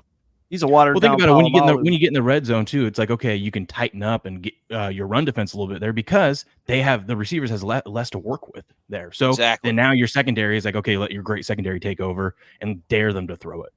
Right, you got headhunters back there at safety and linebackers that can fly around, and we're saying you can't go deep, so we're not worried about it. Imagine last week. The only reason why last week, it was an issue in the first quarter. The defense did their job holding them. It's just San Francisco's offense didn't show up in the first half. So if that would have been a 14-6 or a 21-6 game, right, at halftime, they would have coasted. That's how the team's built. And that's, sometimes it happens that way where the offense stalls out. That's rare. I don't know why they didn't just keep handing it off to Christian McCaffrey. It seems like the easiest thing in the world, but what do I know? That was a backhanded Purdy slander, which will not be tolerated. I see what you're saying. I don't know how you think going under his rush yards is a slander when we were talking about that. That means that he doesn't have to do a damn thing because they're going to be so far ahead in the lead that they are not even going to risk having him run. Also, you got to remember when he takes knees, when they're in victory formation, take knees. Those go against his rush yards. They got to be careful. I got burned by that Mahomes and those stupid 4-yard knees he did in the Super Bowl against the Niners years back. That's true. Yeah, okay. I can see that. But hey, man, just bet it all over on Purdy. Let's do it. Everybody ride together. As much yards as this Detroit secondary has given up to a number 1 wide receivers, I don't know how you don't just ladder. I heard you, Eric, saying you were taking over 90 on Ayuk. I think you just ladder them, man. Just every 10 yards, just keep doing it because they just give up time and time again in the last 6 weeks. They just give up so many yards to number 1 wide receivers. It's like, hey, we know we're going to throw to that guy. You guys know we're going to throw to that guy, and you still can't stop it. Yep. Ari, your favorite play seems to be popular. Chuck says he just saw 2 plays on the second game over 20K and 25K. Bigger money on the way for the over. So it's going to go to 52. I see 52 right now on Bovada. Are we looking at maybe 52 and a half? Am I starting? I would say get the best number that you can here and line shop. I mean, that's important too, is line shop for the best number because it seems like now the sharp money is coming in. And I've liked this play to begin with. This is my best bet of the day is the over in this game. So line shop, try to still get it at 51. Ari, does it concern you at all with Detroit playing on grass? I know it seems like a silly thing, but they've only played like 5 or 6 times on grass all seasons. Goff's number historically throughout his career is terrible on grass. And What, they haven't played on grass outdoors since Chicago December 10th, which they didn't look great in that game either. That applies to Dallas too. Dallas is awful outside. It's actually their defense is their offense. The stats on their offense is the same. It's their defense gives up like I think from this season it was like 14 points more per game when they're playing on grass. Whoa, is that even possible for Detroit? Did they give up 14 more? Well, then there's your over. Okay, and then never mind. There you go. See, I think the grass versus not grass it's an interesting trend for sure, but at the end of the day, Las Vegas already knows, like, they have these numbers so tight to what the actual score of the game is going to be because their AI has already analyzed this and run 100,000 different scenarios, and they can do this in literally a matter of seconds. What's interesting to watch, though, is that they opened a line at 50.5. Las Vegas opened a line here, and these playoff games, all of the numbers are very tight. I mean, it's always very tight to the number. Their AI is great. And right now, like I said at the beginning, a lot of the Vegas sports books are just trying to balance the money, even though not a ton of people are playing these games, which is also really interesting. But it opened at 50.5. It moved to 51. It's moved to 51.5. And now even more pro money is coming in. Vegas is clearly moving a line with the pro money here. So to me, this seems like it's a given to go over. So what you're saying is Vegas knows that Purdy's going to throw 6 touchdowns today. Yes. So they would just want to hedge whether Detroit's going to get a couple touchdowns themselves. Okay. Exactly what I was going to say. So you're saying both teams score over 19.5 minus 130 is a lock. I think that's crazy though, because I saw at least earlier in the week, and I haven't looked at Vegas or whatnot, but I saw that there was a lot of public money, a lot of people liking the over in the first game, and it was at 44.5. And if I remember correctly, that there was more money on the over. Yeah, it's come down even a half a point. Now it's 44. So it's it seems like the books are okay. They're comfortable with more money coming in over in that game. I got to head out, guys. My wife's got to go to work. All right. Be safe, buddy. Good luck. We'll understand. She's on that every other weekend retail. Oh yeah. Fun. Well, good luck today, sir. All right. Thanks, AK. Thanks for having Great me. Stuff this morning. Watch me suffer tonight, Sunday night. Right here. Hopefully not. We'll do. Yep. There will be a live sweat session. See you guys. Purdy over 7.5 touchdowns. Call it. Started at over 5.5. Ended up at over 7.5. Yeah, this is growing. I love the confidence. I like Purdy over 5.5 rushing yards. I still think he's going to do everything he can to win today, and he has the opportunity to get some yards. So only 6 yards should be easy for him. And I can't believe this Kansas City line is 4.5 now, and they're plus 190 on the money line. They're begging me to double down, aren't they? I parlayed Kansas City with that National Treasure horse yesterday, just as a way to hedge my Baltimores. There you go. Worked out. There you go. That's exciting. Hey. Now I Nice. got a plus 809 money line on Kansas City. I can't be mad about that. I'm looking for. Ooh, that's interesting, Chuck. That is very interesting. I've liked the under in both games all week long. Still haven't changed my mind. So I've even teased it. I've teased them all. There's been a little bit of money going on the under in Kansas City versus Baltimore game, but it hasn't really moved at all since the open. The look-ahead line was 45, but when it officially opened at 44.5, it stayed there, and it's level 1 money, so it's reached a little bit of significance. But in my personal opinion, I'm kind of staying away from the under here, even though there is some money going on to the under. It's just because Vegas isn't reacting, it hasn't moved. I'm staying away. What's our weather looking like in this first game, the Kansas City Baltimore? Anyone know? Rain. A little Rain. spritzy. Yeah. Oh my God! How are you trusting Lamar in the rain? Well, it's not going to be. It's like 94% more of a mist. chance. Yeah, it's only like 0.3 inches of rain that's going to come in on 94. So it's going to like mist all day. Is basically what it's going to be. It's not going to be driving rain or anything like it was when they played Pittsburgh. Hey guys, let's put our tinfoil hats on for a second. You think VSIN and DraftKings putting out fake bullshit money lines over there, trying to get everybody to get on the over? You think they're paid to do that? I don't think they're Absolutely. paid to do that. I think they're. I mean, Or they VSIN they is the just suck at it. subsidiary of DraftKings. I think they're doing this to make more people squares. I mean, personally. Okay, get more money on the Joe side. Yeah. So But they these know posts better, you're right? saying, But they know better, right? They should, but I Yeah. mean, personally, like I think you need to track the money, where the money's flowing, and the major Las Vegas casinos that have been doing this forever. I mean, says when you proof. look at VSIN and DraftKings, yeah, they have a significant group of players, but if you want to get, like the real information where the real pros are playing and where they're placing their money, it's in the old school like Las Vegas sports books. yeah, because you look at these different sites and you get all different money splits. It's highly Ooh. unreliable. Looking Eric, it what do you up think about online. this one? I What think do you think about this one? Baltimore Circa first knows. half, KC to win the game is plus 675. Baltimore's only lost 2 first halves all season, so they win and then keep it close though. Mahomes That's does this great thing in the stuff. second half, miracle comeback win, plus 675. Not too bad, not too shabby. That's great stuff right there. But what were you saying about Circa?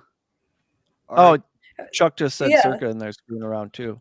Yeah, So it's a lot of these like new sports books. The Yeah. pros are still at where they're at, so it's easier to see where the pros are playing. And also Yeah. a lot of the older sports books, they've had this technology. They've been improving their AI technology for years. AI has been around a lot longer than this past year that we've all come to start using like ChatGPT and stuff.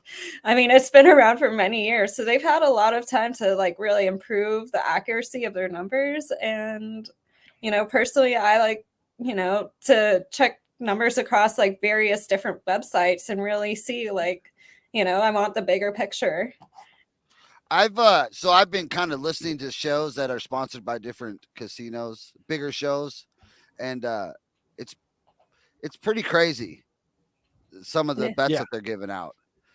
Yeah, and really, what's crazy is like when you look at the NFL and ESPN and AWS and how they're all kind of combining together, the data that's being pulled, that's being fed to, the major sports leagues and the major sports books, and all this data that's getting collected is so accurate.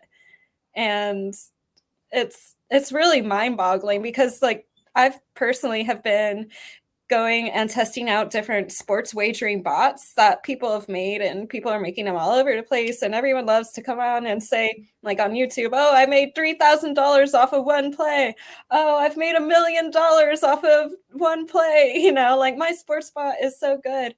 And all of them, I mean, the best ROI that any of these sports bots have, and they all advertise like, oh, 80-90% win rates, like 80% of our wins are hitting. I've been tracking them like every single day, and I've been tracking a few of them. And even though we think our tools are good, how we're using AI and building these supposedly like AI bots that everyone's advertising, it's nothing compared to the sports books. Their ROIs, the best ROI that these group of bots have is minus 30%. Wow. Dang. I mean, my ROI right now in the NFL is 45%. So plus to the positive. Plus 45, not negative 35 to negative 45%. I mean, if you're not playing with the house, you're losing your shirt. Yeah, correct. Yeah, the house is gonna win. And if you think you're gonna build a better AI bot than the house, you're gonna lose your shirt.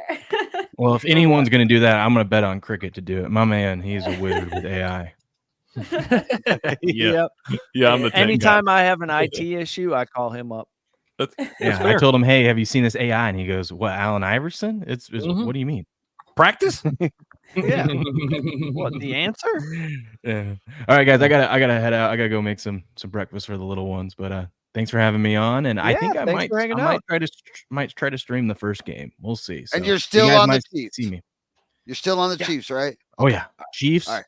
Niners under in both games. I mean, lock it in. I'm gonna parlay them all together right now. Actually, there you go. Again. Good luck, sir. Again. Yeah. All right, later, brother. Oh man, I got a bit of a scheduling conflict today. We got a band concert starting at the exact same time as the Chiefs Ravens game, so I'm gonna have to sneak a device in there. Look, That's fair. eighth grade band only plays for like a third of it, so the other 2/3 are gonna be in the hallway. I understand completely, as you should, sir. Yeah, exactly. What else? We're really bringing the championship attitude this morning, Ari. I'm proud of us. Yeah. I'm proud of all four of us.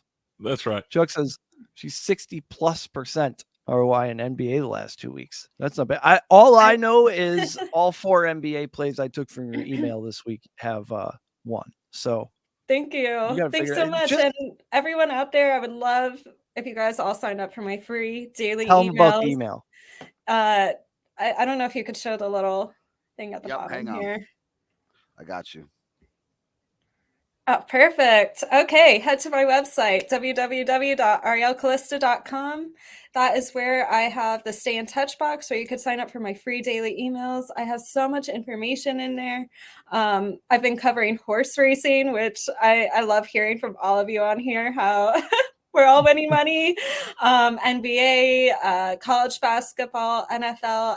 I cover all of the lines, the analytics, and I really go into how Las Vegas is taking a stand against the Joes, or they're taking a stand with the pros and agreeing with the pros. And that's really is what has led me to obtain a 45% ROI this year in NFL. I had an amazing ROI, 30+% ROI across multiple leagues, whether it be NFL last year, baseball last year. And I've been able to maintain this consistency just by tracking how Las Vegas is playing and playing with the house versus against it. So you can learn all of this and more by signing up for my email, www.arielcallista.com. A lot of my friends who are just new to sports betting, who wanted to get involved, but we're not professionals at all in any kind of way, they're now achieving 30+% ROIs, 40+% ROIs in any league, because this is a tool. I'm teaching a skill. I'm not teaching you like specifically what games to play versus, this is a skill teaching you to make your own bets in a smart and efficient way. And I love seeing people learn from my techniques and going out there and applying it to everything that they're interested in. So my emails are really a great teaching tool. And I love that you guys are playing my plays that I highlight in bold and winning, because those always hit pretty much. And and then I also just have some fun content in there. I have a little bit of sports news and updates. I got a little bit of AI talk and, pictures in there. And of course, I have a new picture of me every day in the email too. So a little bit of myself too. And it's just a really good email. So it's free. I would love if you signed up for it at arielcallista.com. Teaching Amanda Fish, another fan. Craig, love that newsletter. Always great. Every day. Informative, and it's not like 200 words. It's lengthy. It explains what's going on and what your opinions are about what's going on. Will may or may not be streaming during the first game. We shall see. What I like about it. I do. This one says Ari Bets on it. I have a football, a basketball, a little Luck of the Irish charm on here. Okay. I'll make you guys all necklaces. That'd be let's go. Hey, I like it. I like it. I like it too. One thing that I really appreciated about Ari's email, though, that most people don't have, and the reason why I read it is it gives your opinions, but then you explain how you got to your opinion. So it's not like, here's my opinion, bleh, eat it. It's like, here's my opinion, and here's how I got there. So you start to you build a trust. And then you can start to understand where, if you go onto her TikTok, that's where she'll do her bets about 3-4 o'clock or something, 2-3, depends on the lines, I'm sure, but depends every how day early on the TikTok. games start. And then every you day can on get TikTok. Those are my official bets. Yes.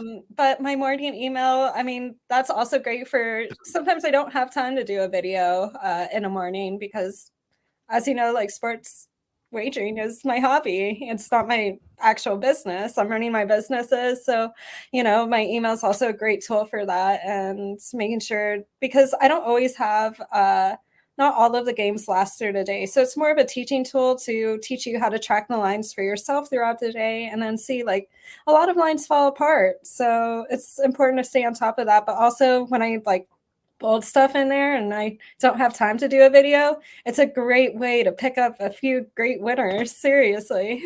So I don't one think other it's what I don't one think other it's thing, Eric. hyperbolic to say you are a shining example of what is possible in America, and possibly only America. So one other thing, Eric. So I'm one of those guys that when I met you, Ari, I was just like, okay, a 25-year-old cute blonde. Oh, she's saying bets. Yeah. Like we've never seen that before.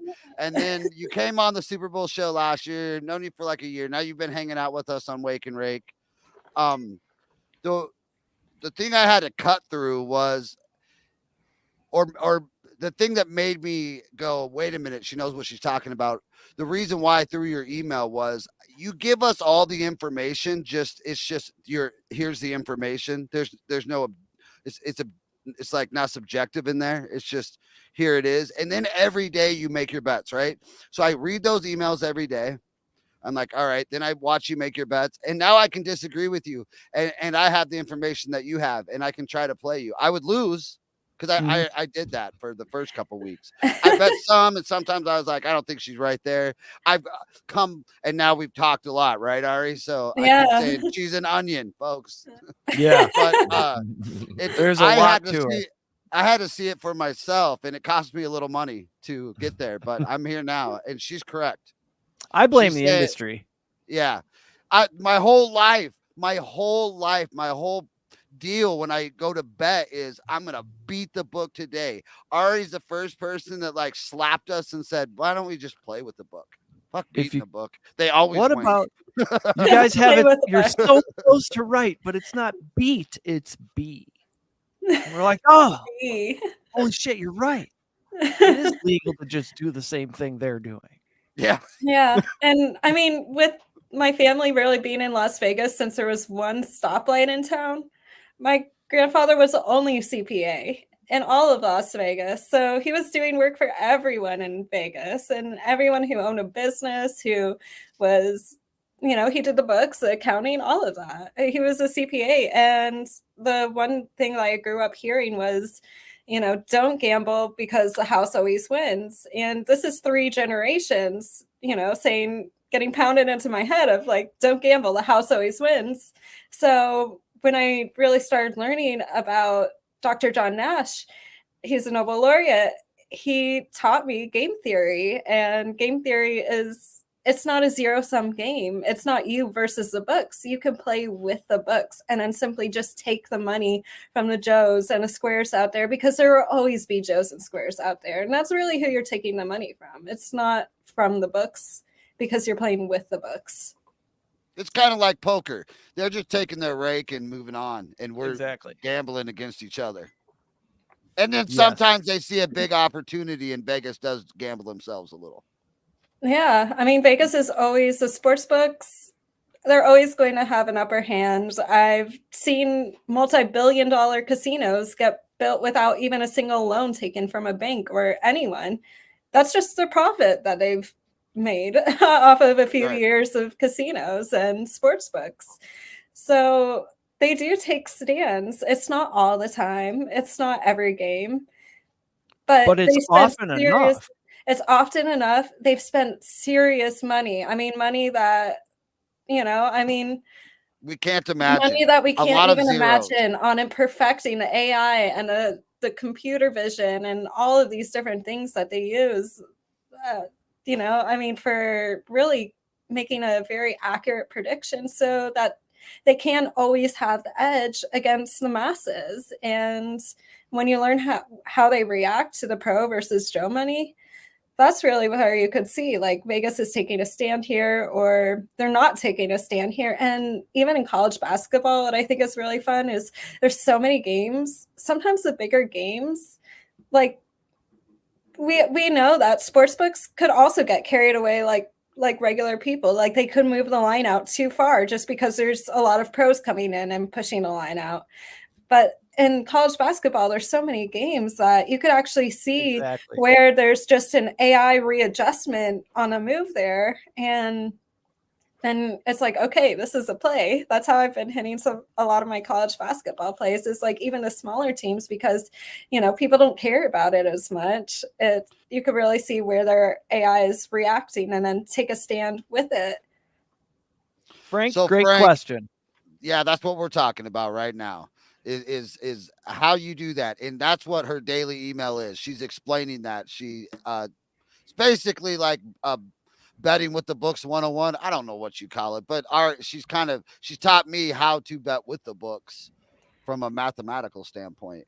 Yeah, Frank, I would love if you join my daily emails at www.ariocalista.com. Enter your email into the stay in touch box, because in these emails, I really do break it down and show every game where the pro money is going, where the Joe money is going. And people just from watching and using my emails as a tool have already been able to get 30+% ROIs in leagues that I don't even play, like the WNBA. And it's really fantastic because these are tools that translate across all leagues. And reading these emails every day, they go out every day. They went out on Christmas, you know? Yep. I mean, every day sports are being played, they go out, and I really break it down how I'm making my analysis and where the pro money is and where the Joe money is. And that explains why you're so good at multiple sports, because you're essentially just reading this like the Matrix. Like all these she doesn't care about the team. Exactly. She doesn't care about the team. It doesn't matter. Doesn't matter. The sport itself doesn't matter. It's the movement of the wagers and the bets and the reaction of the people taking the bets. And it's a whole language that like you've learned to speak, and you're trying to teach other people to speak. Like you're shoving the horse's face into the water, and they're like, yeah. 4 to 6 football games a week is living. Exactly. Right. In these college basketball games, there's a million of them. You find 2 or 3 that you really like each day. That is plenty.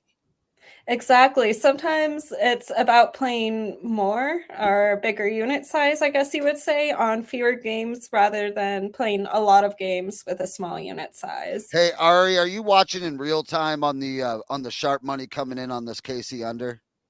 Let me check on it. I've been kind of engaged with you guys. Yeah, no, I was just curious because Chuck just said, boom, it dropped. The total just dropped to half a point. Yeah. That's interesting. So because I wonder if people at 2:00 game, they're starting to stretch out, show up to the books, start dropping those bigger bets, those $25,000, $30,000 bets. Yeah. Lines around. Yeah, that's very possible, because like you already know, the sharps are the ones that come in and bet $20,000 on a game. They bet $30,000 on a game, whereas, you know, you could have a lot of Joe money flying around, but sometimes it's just $5, $20. That's nothing compared to what these pros are playing. And there was a level 1 money on the under in the Baltimore game. I think it's interesting that finally, after all week, it moved half of a point. It's from 44.5 to 44. This is something that I would keep my eye on and keep seeing if the money keeps growing. So I'm going to take a look at that right now. Cricket, I see a lot of concern on your face about that total dropping half a point. Which one are we talking about? We talking about Kansas City? Yep. Yeah. You know, I'm a little bit, man. I think it's one of those games today where it's been right around that number all week long. It stayed at 44.5 the whole time. So with it dropping a half a point, I'm sure some of it could be overreaction by the weather. I just don't think the weather is going to affect it near as much today as people think it is. And I think if it gets over, it's going to be right around that number. Somebody's going to get bad beating this thing down the stretch, and it's going to be. I just hope I'm on the right side of it. I'm going to roll the over and hope that Lamar does work. So I was already. Go ahead. Oh, I do just want to say the money is disappearing. I said it was level 1 earlier, but I wouldn't grade it at level 1 now. So the money has disappeared on under a little bit. Uh-oh. Just so you know, Ari, also on your TikTok, I'm savage in your comments, and I go I love through it. and I try to like pick out like who's cool, and I did DM Tyler, and he's gonna do some stuff with us with the WNBA. Oh, nice. Great! See, I love it. He's like he is like the epitome of a success story from someone who really wasn't. I mean, he was betting, but now he like really learned how to bet using my technique, and he's doing amazing right now. So I'm so excited to do a show all together. Yeah, I've heard he crushes it in the WNBA.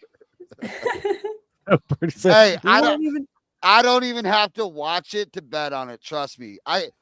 With these kind of ROIs, just set it and leave it, man. Set it and eat dinner. You don't have to watch the WNBA. You just have to take. Of course, I would say that about or whatever. I would have said that about the Lakers, but there I was, second overtime, 11 o'clock at night, with my eyes glued to the TV on a Golden State LA game that means nothing to the East or the Bucks. I was just checking how many underdogs we have we have 22 underdogs in for today. Oh wow. I don't even know who to root for. Uh-oh. I think every play is going to affect you in a positive or negative way. How many did you say? 22. I don't even want to know how many you got. Five. Five? That's it? But here's what I'm nervous of. So on Monday, I'm going to guest co-host with Cricket on the Morning Espresso while Will is on, it's called paternity, right? Paternity. Babycation. Babycation. While the twins come, because Mama's going to need some help for a month or two here. I bet they already have two little ones. What is Callahan and Ace? Callahan and Ace are what? Let's see. Callahan is 1. Ace is 3. And they then we're adding daughter, the girls. They have their older daughter that is 13, and now they're about to have twin girls come tomorrow morning. So yeah, that man's got a lot going on.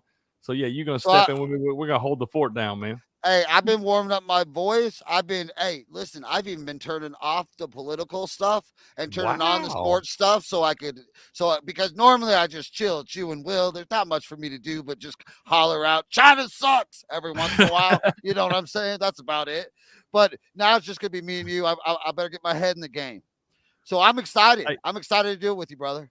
I'm happy I'm ready for it too, man. I'm excited myself. I'm proud of you, man. Putting that political stuff in check a little bit. I like that, man. Yeah, I got his sports. I'm going to invite my secret weapon, the unicorn up in the top right corner. As much as she'll come on, but it's pretty early. It's 7:30 in the morning. Sports Morning Espresso every day on Rumble. That's early. Yeah. 7:30 a.m. Eastern, 4:30 a.m. Pacific time. Sports Morning Espresso shot over on the Game On channel on Rumble. I think Beardo's going to join us a couple days this week too. Yes. So yeah, we're gonna have a good time. I have man. some questions for Beardo too about a camera setup. Perfect. I'd love to talk to him. Yeah, I'll reach out. I'll reach out to him today. He told me just let him know, and I'll shoot him the link every morning. I don't expect him to have to get up every morning. That's early for a lot of people, man. But yeah, he said he'd hop in there some. So yeah, I'm gonna talk to him a little bit. I'm kind of an early bird. I usually get up around 5. So now me and Will started doing this morning show. We started doing this morning show back in April, and I get up I can't sleep past about 7 a.m. now. I'm ready to go. All right, hey, this is for I got one for Cricket. Will you do this for us? What do you need? Oh, can you explain Underdog? Underdog. Okay. Yep. Underdog is the easiest way to do fantasy sports. It's kind of new and upcoming. It's very similar to the Prize Picks that's available in some areas, but you don't have to mess with trades and drafts and waiver wires and all that stuff. It's simply individual player props. You can pick up to 5 picks to win up to 20 times your money. You think somebody's going to have a good game, you pick higher on their props. You think they're going to have a tough game, you pick lower. You can combine up to 5 picks. Don't have to do 5 picks. Now you can do 2 up to 5 to win up to 20 times your money. Some areas you're going to have the pick contest available. Some you'll have all the pick 'em options available. Just depends on what your state is and the regulations and all that. But it is the easiest way to do fantasy sports. You can go sign up now. Use the promo code RUMBLE. Get a $100 sign-up bonus on your first deposit up to $100 right there. So, yeah, go take advantage, man. Use the promo code RUMBLE. Get in there and start cashing those winners with us. We've been doing well on this thing lately. All right, Cricket. So, real quick rundown. Basically what it is, let's look at we'll just try we'll start with football here. Let's see if we can get it. See if I can get it up. All right. So all you're gonna do is go through we need 5 player props, and you can pick one from each player. So like if we wanted Patty Mahomes, we think he's gonna throw at least 2 touchdown passes today. We could go higher. Yep. We could go down to Lamar. What's one that we like for Lamar? Let's put one together real quick. What's your favorite prop? I already know. I must put Ari's in. Is yours Pacheco, Ari? Is it higher than 63.5 She rushing likes the yards? receiving yards. She I likes like over the receiving receiving yards. yards. Yeah, All right, over let's see what we 15 got and a for half receiving. receiving yards. Yep. We have Boom. 16 and a half. 16 and a Yep. half on underdog. Do you like that? Yeah, I like it. Okay. I mean, So we would go we already higher? know that his running style is going to be great on the wet turf today. Mm. And this prop has always won every time all season. We already know It that has. his kind of choppy running style works for wet turf. So it's hit before. Let's hit it again today. That's right. You know how many fucking underdogs we do a day? I could probably tell you Cricket's favorite pick for this game right now. Tell me. But no, go ahead, Cricket. You tell me. No, tell me. I want to see if you know it, man. Okay, I think your favorite pick is going to be field goals.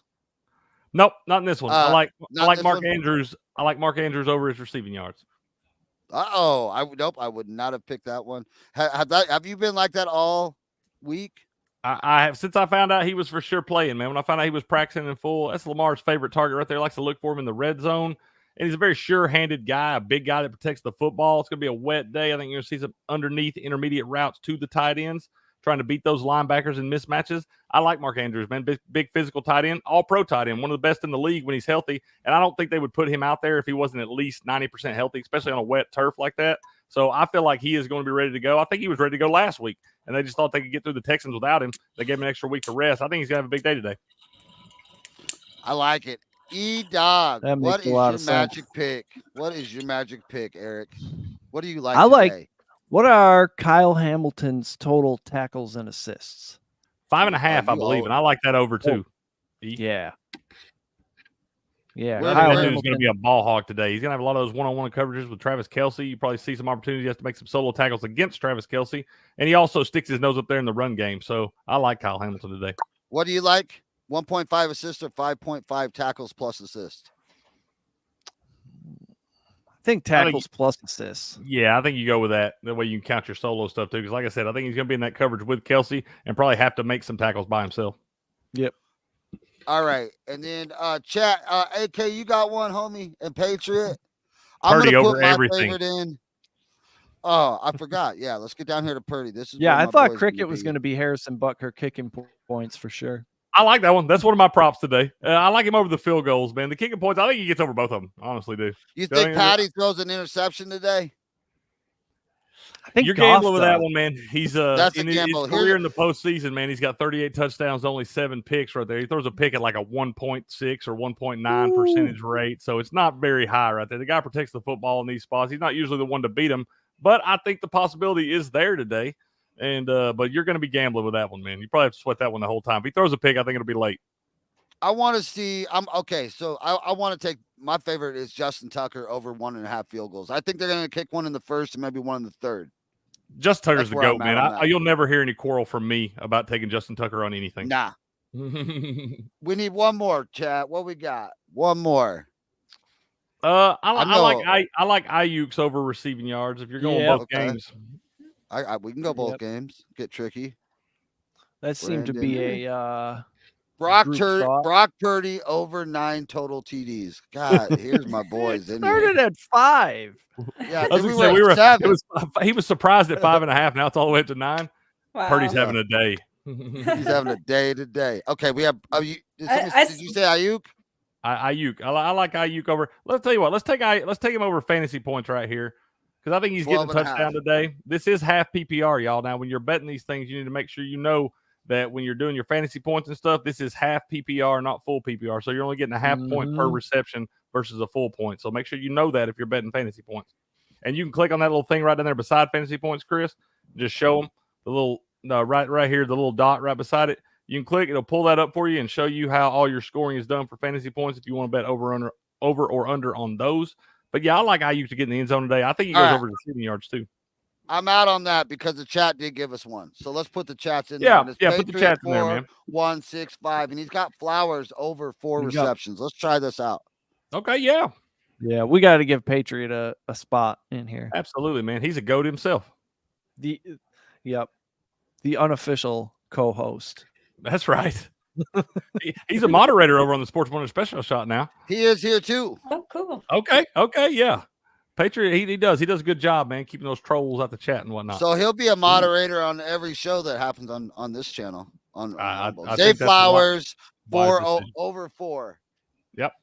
So how do you win? Let's say you hit 5. All right, so we hit 5. I normally play 50. So we play for $1,000. 50 wins you 1,000. Or you can insure it, and 5 will get you 500. But if you miss one, you still get 125. But fuck insurance. I'm like blackjack. I hate insurance. Sucker bet. Yep. And that's how we hit. And we hit a couple a week. If you hit 2 a week, you're good. You're doing pretty well. You're good. And we've been this doing is that. how you're able to get parlays, Chris. This is like a nicotine patch for parlay. Yeah. So you're okay. You're right. So that has been my parlay gum for the last. So Ari, just so you know, I went to Parlay Anonymous whenever I started making your bets and stopped fighting you. It was just like, okay, I'm just gonna bet what Ari bets every night and let's see how this goes for a minute. That way I could say, hey, I bet against her and I bet with her, and I can tell you which one's better. And she's never changed. So Pissant gave us a $20 Rumble rant. He says it's the last of his money, so use it cautiously. Oh, there you go. There you go. We need a celebration video for Rumble rants. Yeah, yes, that's my guy right there, man. He is generous with his Rumble rants. Hey, good luck to you today on your halftime ties, sir. I know you got some of them halftime ties bet today, so good luck to you, man. Yeah, I'm gonna get in on one of those. The KC game, I think, is most likely. KC Baltimore. I think so. I think that's one. God, y'all gonna make me bet one of these damn things. I've been swearing off these, man. I might have to find it in here. It's too much fun. I'm tired of watching y'all cash those winners, man. So, well, I hit like I opened that underdog account about 3 weeks ago when you guys very first started, like really, or maybe a month ago when we started promoting it, and I put the $50 in there. And we ran that up to $3,000 the first weekend. And then Underdog capped me at $10 a fucking matchup for the next week. Oh, man, you winning too much, bro. But then they uncapped me. I lost some. Then they uncapped me. I went crazy because I had too much house money. And I did build a brand new AR from there. Hey, Palmetto State Armory. Shout out Palmetto State Armory. That's right. Keeping it real. You can get first half winner, first half draw, and total points over 51.5 at 22-1. So, I mean, that sounds fun. Yeah, I love Mahomes rushing AK. He loves that one too. Yep.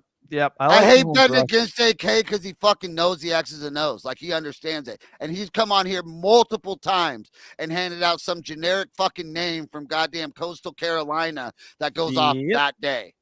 It's insanity. I hate that they provide me so many options on DraftKings. I seriously want to bet all this stuff. That is against marketing rules, Ariel. You give me 3 choices or you'll fuck me up. 4, I just walk away at 4. I walk away.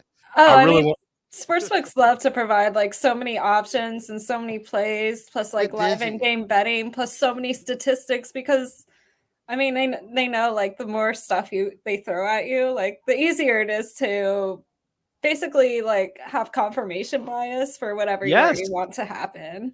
All it does is make me be on both sides of the ball by the game because I start betting it on Monday, and by Sunday I don't even know what the fuck I betted on Monday, Tuesday, and Wednesday, and I rebet it Thursday, Friday, Saturday because I talked to somebody else, and pretty soon I got money on both sides. I'm like, I don't. Bro, at least 4 times a weekend, my girlfriend says, so who are we pulling for in this one? And I'm like, I don't know, babe. We got to just check it when the smoke clears. Like, I think I'm going to bet Ravens Chiefs 10-10 at halftime at plus 2,800. That's a great bet. See, that's a sucker bet. I would have bet that 2 weeks ago before I came to God and got on my knees and begged for parlay forgiveness. And got out of there, I would have bet that shit. They got my $2. The book thanks me for my donation. Yep. Oh, $2. You can bet $2 on that one. Yeah. Plus 2 to win 56. 2 to win 50. Yeah, you don't have to put 100 on it, man. To win 5,600 or whatever it would be, 2,800. You put 2 on it to win $56. That's a nice little payday right there, man. And then if you lose, you don't want to jump off a bridge. Pissant says he's got 40 to win 420, 40 to win 480, a 10-team parlay to win 1,200. Pissant's getting after it. So he's doing all the parlaying for us. That boy always parlaying. I've been telling him about them parlays for 2 decades now. He won't listen, so I just quit telling him. I let him do his thing, but he is always after it. I feel the same way about parlays, Cricket. I say like play successive sizzlers. That's the new thing that I've introduced. Well, when I tell people if they want to play parlays, man, make sure you're betting your units on each individual bet, and you put a little sprinkle, a little 25% unit, something like that on your parlay. You have your fun, yeah. But when you show $25 parlays, yeah, exactly. You're at least making some money back because if you go throw these just $25 parlays, you got 3 or 4 of them, and you lose all of them, you're still down $200 at the end of the day. Yeah, like so many people who write me on TikTok, they're like, "Oh, but I hit this one parlay one time for like $140, and that $140 will cost you $10,000." They didn't realize they already spent $600 just to win $140 because they're not keeping track of it. And the worst, that's why I keep track of everything every day on TikTok. Like it's accountability. Yeah, well, you need to do that to be successful. And with the ever-growing world of sports, man, I got so many buddies that have never gambled on sports or anything like that their whole lives. They're all just getting into it. And the worst thing I hate seeing happen to them is them hit a big parlay early for like $500 or $800 because they think like this is easy. Well, I haven't been doing this my whole life, but that $500 or $800 parlay will cost them $4,000 in parlays for the rest of the year. And so when I see them hit one, I'm like, oh no, we've created a monster. I believe that's exactly what you said to me when I hit that 4-leg touchdown parlay on that Thursday night football game. I know. Like, oh no. Because you don't know how hard those are to hit, bro. And I seen you hit it, and I was like, oh no, you were wanting to bet every parlay, every way. And I was like, sometimes you got to just let you learn the hard way, man. I had to learn it the hard way. Yep. Yeah. Sometimes you just got to let people go out there and make their parlays. Kill single action. I'm here to win. Or do the successive sizzler. Do the successive sizzler. You take all of your winnings from the first game, you put it on the second game. You take all of your winnings from the first and second game, and you put it on the third game. You take all of those winnings, and then you finally have one massive bet that you're playing at the end of your successive sizzler. So it's still as big of a winning. It's actually better odds than you would get on a parlay. You're winning the same amount of money. I mean, more, and you're getting all the reward points. So it's just as thrilling, but it's also shows like at the end of the day, do you have the grit of a true gambler to be able to put down all of your winnings from the first, second, third, fourth game onto the last game, and that really tests you like as a gambler, but it also shows like that's true gambler mentality is being able to take that last play and bet it all and win it all. And you would be amazed how fast you can grow it just taking minus 170s, minus 210s, as long as you successfully roll it over, right? Yeah. Yeah. I mean, I don't recommend taking like high, minus 170s, minus 210s, but if you're doing it minus 110s, minus 110s are great. You'd be surprised at how many minus 200s will get you bit. And if you play them over time, man, you're going to be a loser. You are going to be a loser because at the same time you're winning so little that if you lose one, that's basically like you've lost all of your winnings up till that point. And maybe it's only soccer. It works for me in soccer. I haven't tried it in any other sport. I don't know about Chinese quarter points and all that different stuff that goes on in soccer. That's what I'm saying. I'll let y'all tell me that. I think I made one soccer bet this year and I hit it, man. And it was an accident. I bet an exact score the wrong way, and it wound up working out for like plus 1,300 or something. I decided that was my retirement from soccer right there. They gave me my gift. Do you have a Purdy parlay, Pissant? I'm sure he does. He's been accused of being a Purdy stan earlier, but that was by AK, so it may not be accurate. I'm not sure. Pissant, I've done my full research. That's one of my best friends since we were like kids, man, like 6, 7 years old. And this guy won't even tell me anymore when he's like last week, the halftime ties. He's like, I only bet one, bro. I bet the KC Buffalo game at the end. Well, then halfway at halftime of the first game in the Baltimore game, he's like, well, I might have lied to you. I think I bet this one too. So he bet that one to it already hit. He won't even tell me anymore because he knows I'll scold him about some of those foolish plays. But he keeps hitting them, man. I don't know. Maybe he's figured something out. Does anybody like Purdy props today? Or you like his rushing, don't you? Yeah, Under yeah. Or over. So Over 4.5? today I like Purdy over 5.5 rushing yards because he's going to do everything he can to win. And Yep. I mean, he has the opportunity to get some yards. So this should be easy for him. I like Purdy in this, but I also like two props on Goff today too. So I mean, I like Goff over 1.5 rushing yards because he's not afraid of getting banged up and he'll get 6 to 10 yards just on accident. I mean, last week he got 6 rushing yards when it was set at 1.5. I think he's just going to do this again today. And I also like Goff under 36.5 passing attempts. Love it. Love it. I think he throws a pick today too, but that's like minus 150, minus 160. Yeah, I don't like laying that much. I personally think if the Lions win today, it's going to be Campbell and Goff that are really winning this game for the Lions. Has to be. I mean, what else we got? I'm looking through my documents. I think I've exhausted all of my material. Yeah, I believe I have myself. I hope Purdy has like 1 carry for 6 yards because if he goes over 6, it's going to hurt a lot of our underdogs that we got in, man. Of those 22, I think 6 of those will bite the dust. I think we're ready for the fun part, which is just getting the snacks together and watching the football. Good morning, Healthport. What's up, brother? Yeah, good morning, sir. Top of the morning.